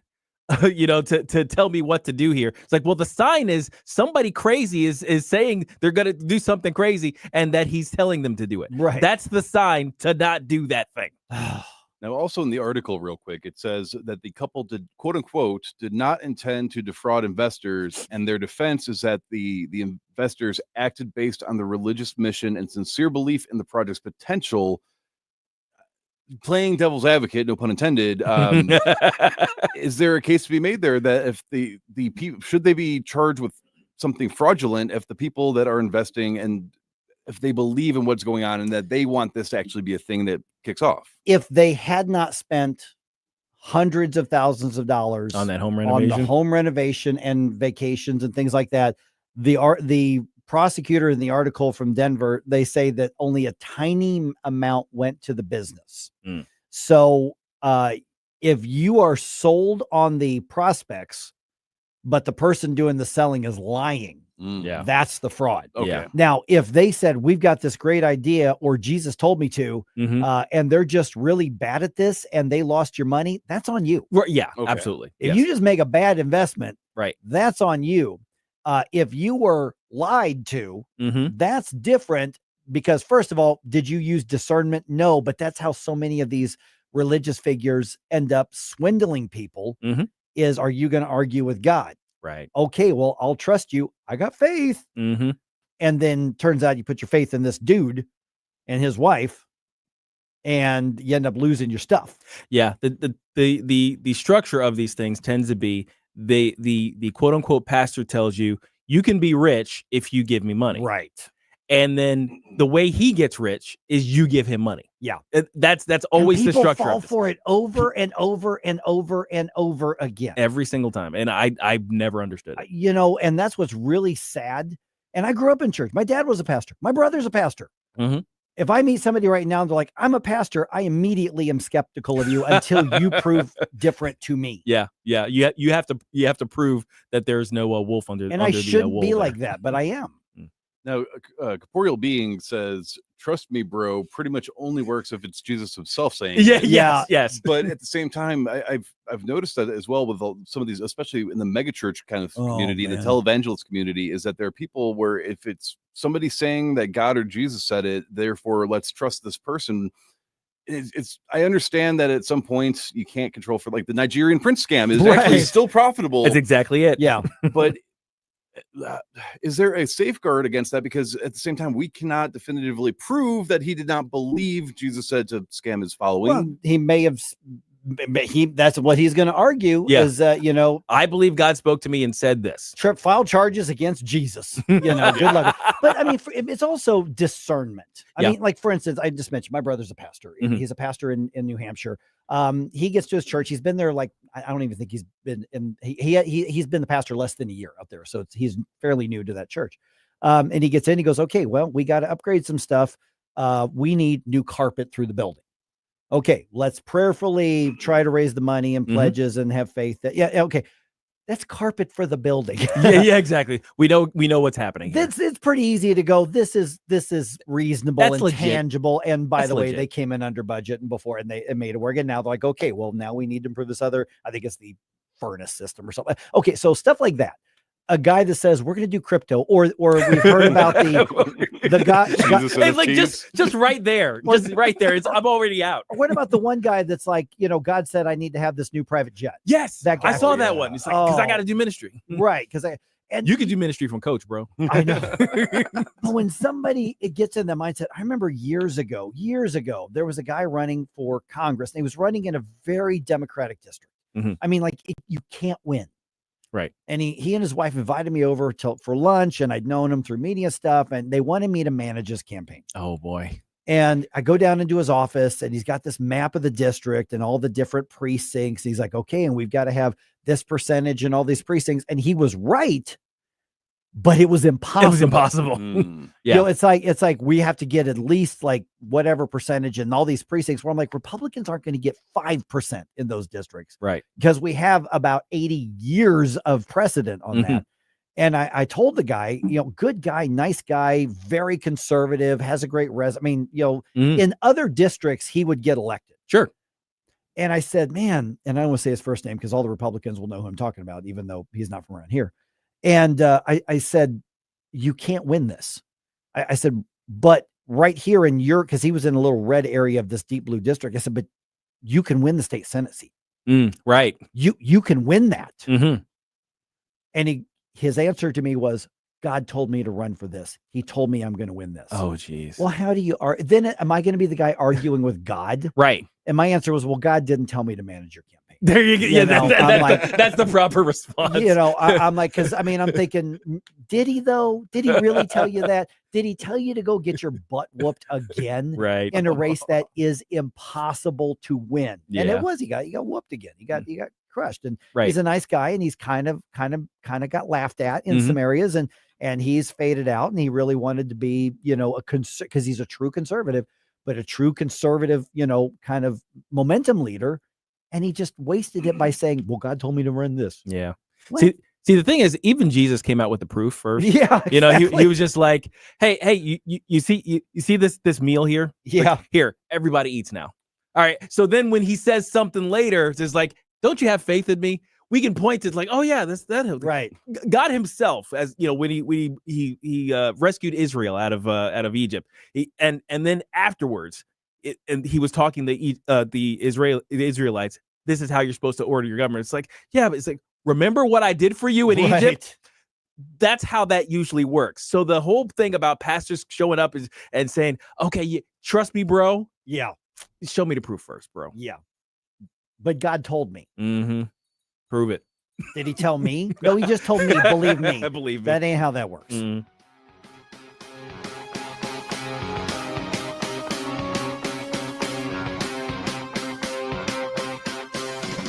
Mike Ferguson in the morning. My opinion is it's weird. On News Talk STL. From the Michaels Flooring Outlet Weather Center. We're almost there, gang. Less than 24 hours to go before this heat wave breaks, but it could be a busy 24 hours. A quick warm-up today, 95 for the high, heat index between 100 and 105. But then thunderstorm chances ramp up with a cold front moving in. Let's be ready for scattered storms, heavy downpours, frequent lightning, maybe even some strong winds this afternoon into this evening. And then much cooler tomorrow. Thursday's high at 79. Still a little muggy, still a few showers. But boy, Friday into the weekend looked gorgeous. From the First Alert 4 Weather Center, I'm meteorologist Matt Chambers. Fox News commentary. Mamdani's champagne socialism gets even more hypocritical. I'm Tommy Lahren. More next. Sponsored by AxeCap Ventures. America, listen up. Gold prices are breaking records. With inflation raging and central banks hoarding, every American should own gold. And like President Trump said, whoever holds the gold makes the rules. AxeCap Ventures owns one of Nevada's largest undeveloped gold deposits and trades for pennies on the dollar. This could be your way to ride the gold boom. AxeCap trades under GARLF on the OTC. Visit axecapventures.ca today. New York City mayoral frontrunner and proud socialist Zoran Mamdani is on his illustrious summer vacay in Uganda. It's even more hypocritical than we thought. According to the New York Post reporting, Mamdani celebrated his marriage with a 3-day lavish celebration at his family's gated compound, complete with masked guards and a cell phone jamming system. The private compound is in the fancy Buziga Hill area outside of the capital city. The area is home to the richest of the rich in Uganda, even billionaires. So this socialist who doesn't believe in capitalism, billionaires, private property, and wants to abolish the police force had a 3-day bash in a gated compound complete with masked and heavily armed guards? This goes well beyond champagne socialism. This guy is a joke. He wants to destroy the financial capital of the world as its mayor, but sees no irony in his own ridiculous lifestyle. I'm Tommy Lahren, and you can watch my show, Tommy Lahren is Fearless, at Outkick.com. Hey, it's Susie Moore. If new flooring makes you think hassle, think again, because Michael's Flooring is changing the game. For over 30 years, Michael's has been locally owned and trusted for quality, variety, and amazing service. Whether it's carpet, hardwood, laminate, luxury vinyl, or ceramic tile, their expert team makes installing new floors exciting, not stressful. That's why customers keep coming back. Visit Michael's Flooring at St. Peter's, Starting Prairie, Creve Coeur, or online at igotfloored.com. That's igotfloored.com.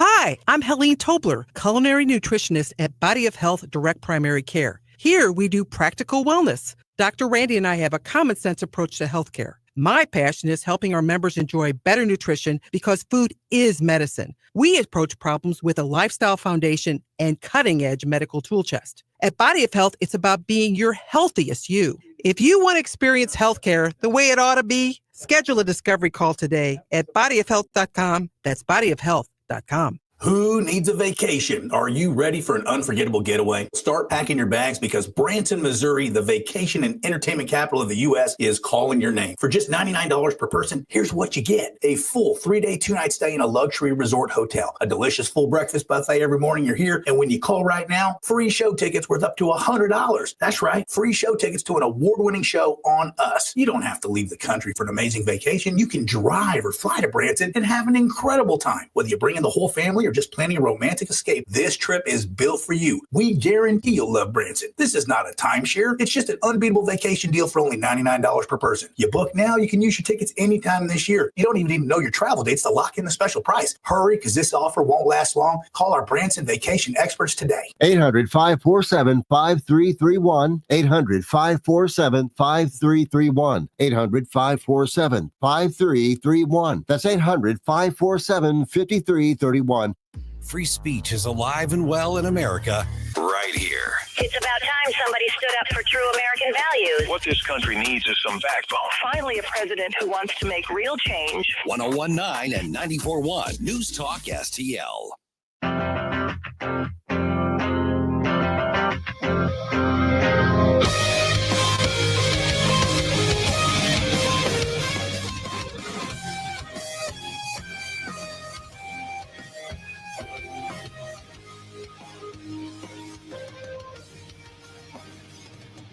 Hey, this is Larry Connors. Make sure you're listening later today at 6 o'clock on News Talk STL for my show, Larry Connors USA. Now, back to Mike Ferguson in the morning.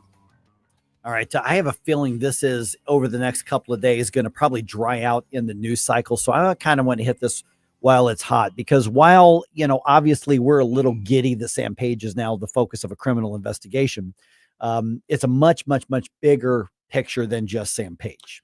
Yeah, he is not the only one, nor the first one, nor probably the last one that will try to do something like this. But I do think that the actions that are being taken they send a very clear message that this is not going to be permissible like it was in the past. And here's why I'm watching this so close. And that is because of the bigger picture of abusing your political office and abusing taxpayers' money, which these are generally catchphrases in campaigns. But now you've got Attorney General Andrew Bailey acting on complaints that came in, and the primary primary complaint was filed by a guy named Tom Sullivan, who lives in the county here. I don't know Tom Sullivan, but I really appreciate that he filed this, and he obviously did a good enough job that it was investigated and essentially to the Missouri Ethics Commission.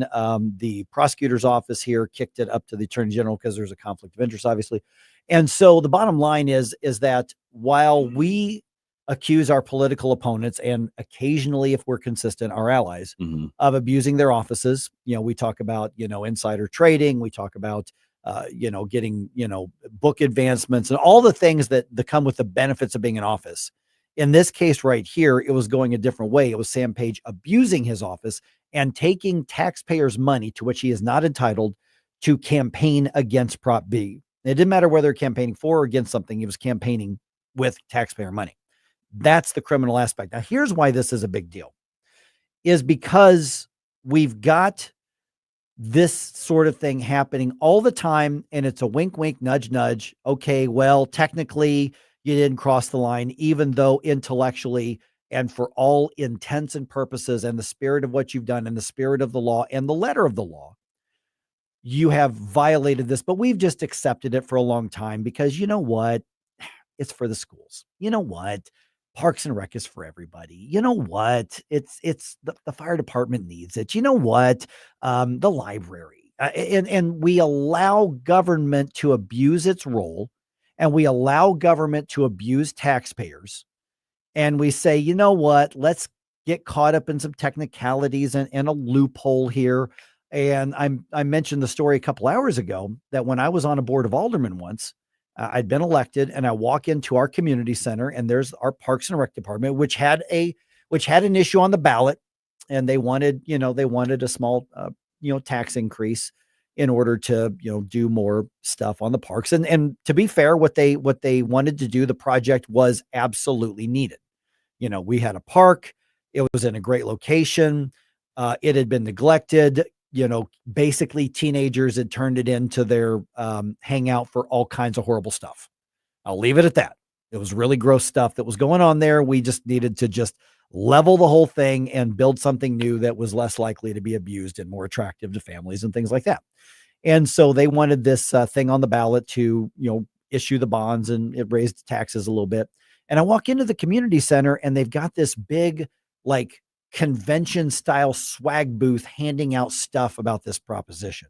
This is our Parks and Rec department. These are government employees. This was purchased through their budget. And I walk in, they're like, Alderman Ferguson, how are you? I'm like, what is this? Oh, we're telling people about Prop whatever it was. And I said, you're campaigning at our community center? I said, and did we pay for this? Oh, we're just educating the voters. This whole setup probably, I don't know how much it costs, but if you're in business and you go to industry conventions, it was one of those. I mean, it had the big stand-up thing and behind, it was professionally printed. I don't know how much money it cost because it was in the department budget. And we just allocated that budget, and then they did what they wanted with it. And I went, guys, this isn't educating the voters. And I went to the city manager, and I'm like, listen, Corey, this is campaigning with this. Well, our lawyers say that they're within their limits because they don't actually say vote yes. And I pointed and said, here's all of this stuff that's campaigning for it. You're telling me this is not designed to convince people to vote yes. Well, but we're okay because we didn't say the actual words vote yes. That's garbage. Yeah. And the schools do it. City halls do it. Library, they all do it. Well, Mike, why do you hate all those things? I only hate some of those things. Yeah, Mike. I hate some of them. I hate public schools. Yes. I don't think we need libraries anymore, but I don't hate them. We need these parts of city government. But what I really hate is the abuse of taxpayers and the abuse of the authority, especially when we all know good and well that's what's happening. That city manager, who's a great guy, he knew what I was saying. He acknowledged, yeah, okay, but we're legally within our. Well, I don't think they were. And we allow this kind of thing to happen over and over and over again. But in polite political society and in polite media society, we're not supposed to question that. Okay, so now in Missouri and Illinois as well, we're in a position to where property taxes have been allowed to creep up and creep up and creep up. And now you've got pressure on assessors to maximize the valuation, which is completely subjective. It's somebody's opinion. Now, maybe it's the real estate industry's opinion, but it's somebody's opinion. Your house is worth this much. That's what we're going to tax you on. I haven't done anything different than that. It doesn't matter if that's what we think it's worth. And that's what you're going to be taxed on. And you've now got these taxes, which are taking money out of your pocket, money you should be able to spend on your retirement, on frankly investing in your home, spending it on your children, on your car, spend it on wasting something for yourself. It doesn't matter. It's your money.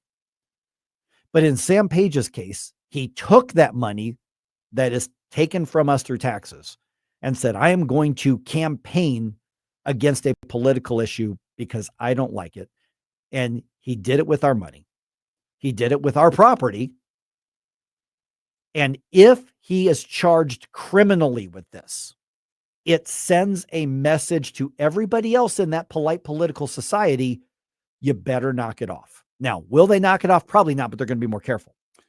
Yeah, I've noticed that there's a clear exploit of pathos, your emotional appeals, especially in public schools and libraries. And right. I think because not a lot of people that are benefiting public schools, like, for example, if you have a house but you don't have kids, why would you really pay too much attention to schools? I think that that's part of it as well. But the idea that somebody within the government that's using our money to then send things that tell us to vote against what is actually would hold them accountable, it just feels really, really gross and slimy. Yeah. And it feels gross and slimy because it's insulting our intelligence, because they're saying, well, the lawyer said, as long as we don't say this particular word, everything else can be an obvious campaign pitch, as long as we don't say vote yes or support or vote no.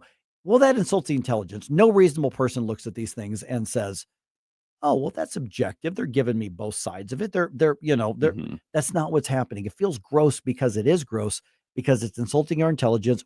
It's a campaign flyer. It's maybe an ad. Maybe it's a broadcast ad that they're spending on this. And it's gross because it's an abuse of our money. If they raise the money themselves and put the same thing out, then I just have to have a better message than they do. And that's fair. That's fine. Using my taxpayer money to do it, making me compete against myself, that's not fair. And I think the other thing that a lot of people, everybody, in my opinion, should be happy that this investigation is going on, is because what are we told if we go to court? Well, ignorance is not excuse for the law. But when it comes to people within government or any sort of agency, it becomes, well, technically this is legal. Technically. And it just doesn't feel like that's actual justice. It feels like there's a two-tiered system that we are then also, again, if you are I support libraries, but I would also say that there are going to be people out there where it's like, well, it's coming from the library, we need to do this, so vote. Yet, even if it's saying something about burn all the books in the library, if the library themselves is issuing the statement, there's already that sort of abuse of power that people are going to look at and take that for its face value. Yeah, if there's enough community support for it, then they can start a campaign and raise their own money privately to pass something if that's what they want to do to support that. But I don't want the tax money to be used for it. Yes. And I would hope everybody agrees with this. And even those who say, well, technically we're I don't think you are. And I don't think you have to be a lawyer to know that. When you look at the law specifically that says you cannot spend any public resources for or against a campaign or a candidate, that's pretty clear. It doesn't say unless you omit these particular words. The law says you cannot use the money to campaign for or against something.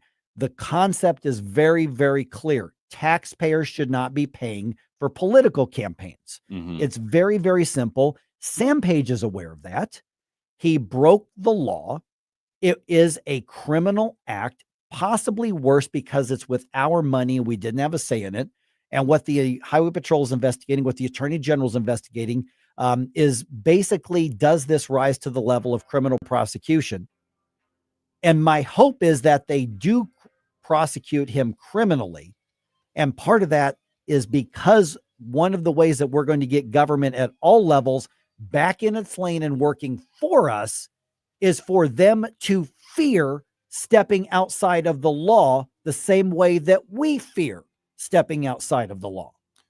And for those that want a more complete idea of what was going on behind the scenes, our discussion with St. Louis County Councilman Dennis Hancock is actually on our podcast. So you can check out the Mike Ferguson in the Morning podcast on Omni FM, on Spotify, on Apple, pretty much anywhere you get your podcasts. I highly recommend listening to what he had to say, being present for all this.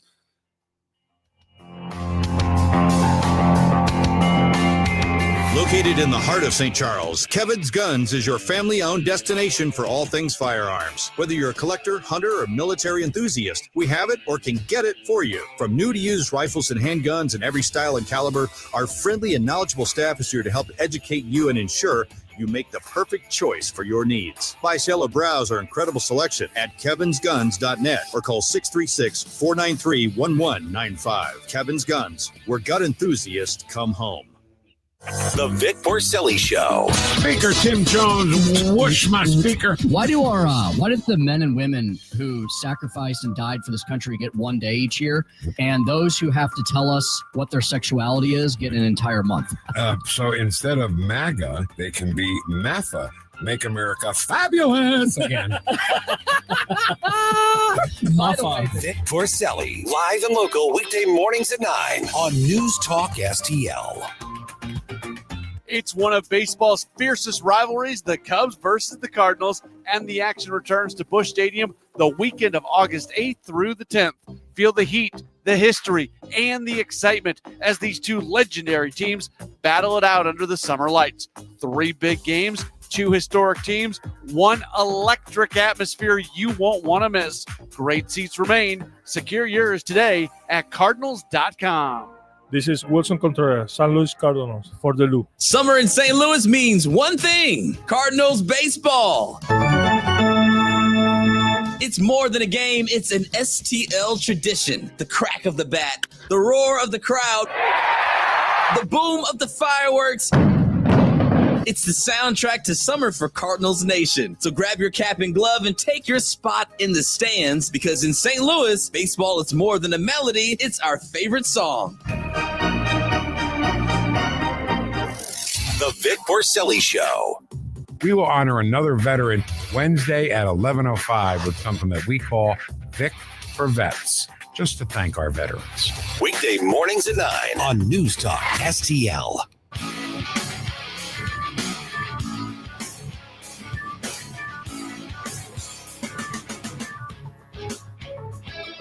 Hi, it's Randy Tobler here. Pour a big cup of coffee and catch my show every Saturday morning from 6 to 9. Right now, it's back to Mike Ferguson in the morning here on News Talk STL.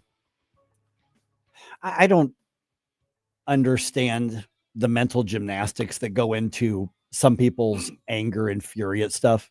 Yeah. I mean, I knew this was happening over the last couple of days. And then this morning I go scroll through my social media feed, and people are furious over this fashion company's commercial with Sydney Sweeney. Mm-hmm.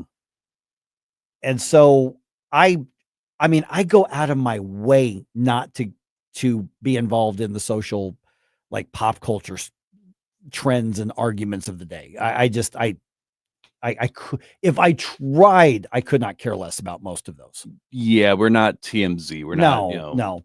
But the mental gymnastics that go into being angry over something like this, and it's gone from the exact same ad. I mean, if this exact same ad came out when I was like in high school, attractive woman, now she's fully clothed, although there's kind of like she's wearing a jean jacket that's not buttoned up. It's trying to be a little provocative. It's a little edgy, but by our standards now, it's not even that edgy, to be real honest.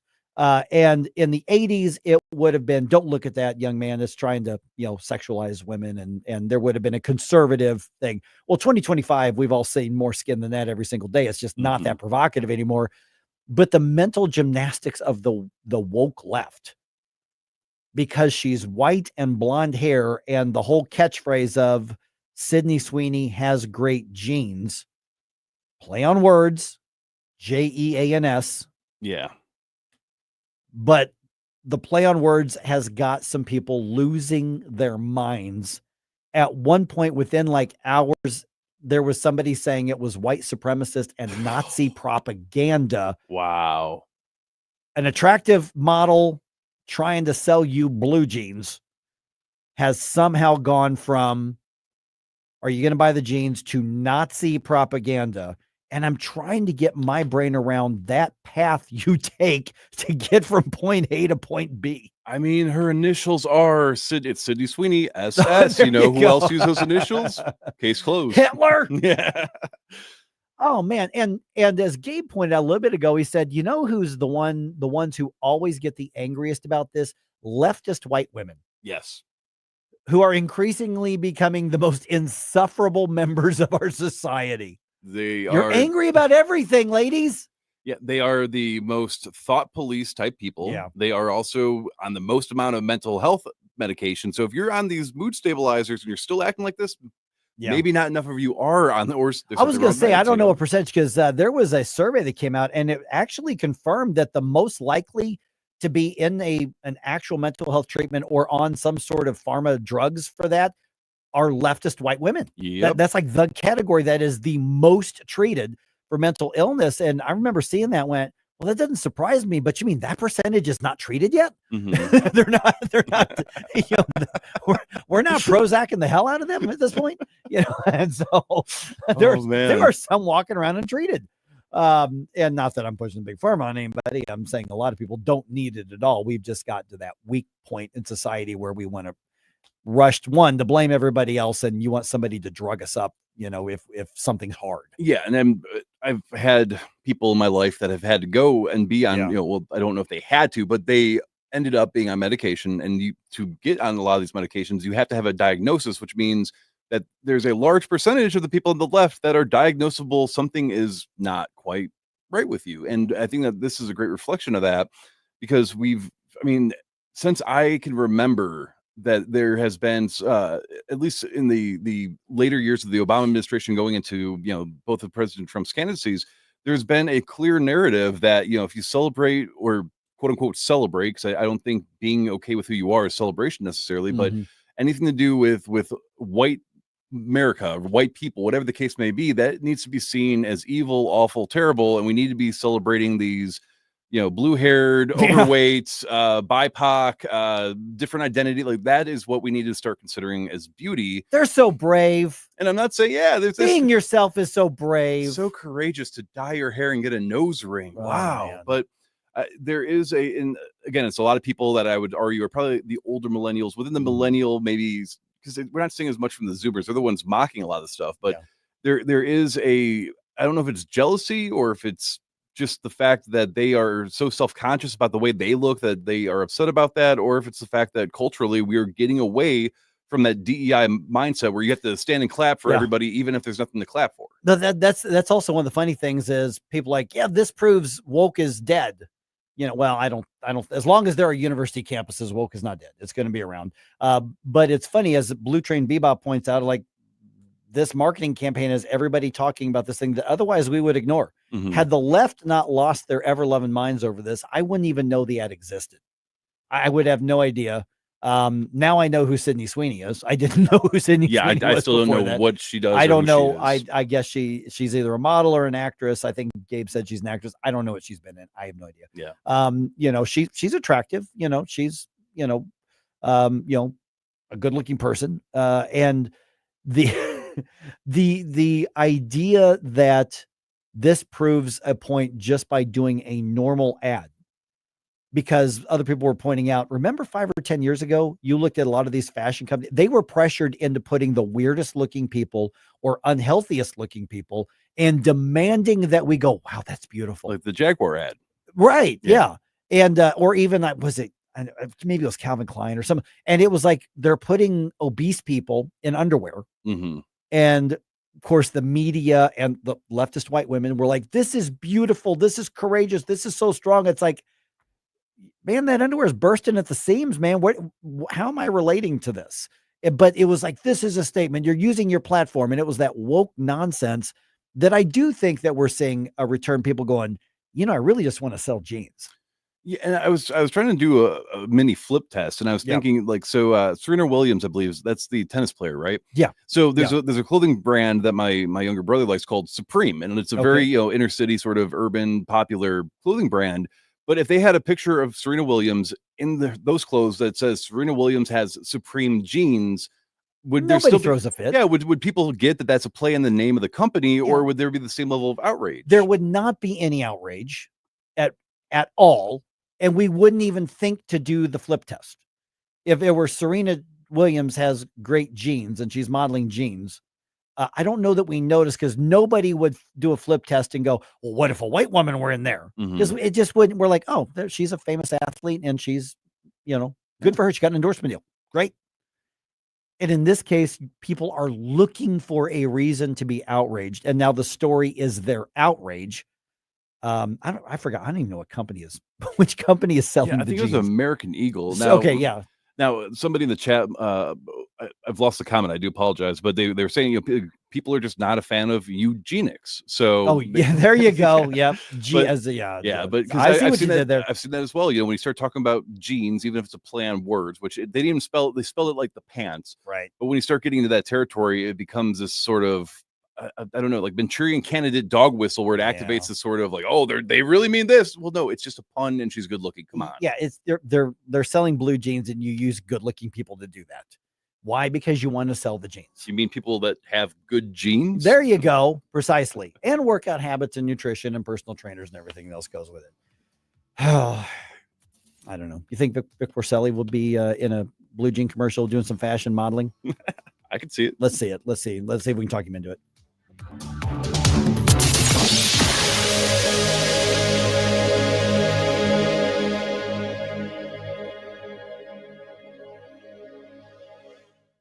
Buying or selling a home can feel overwhelming, but it doesn't have to be. Tyler Sharesky, a proud Berkshire Hathaway Home Services realtor serving St. Charles and St. Louis counties, centered in faith and prioritizing your family in finding a place you can truly call home.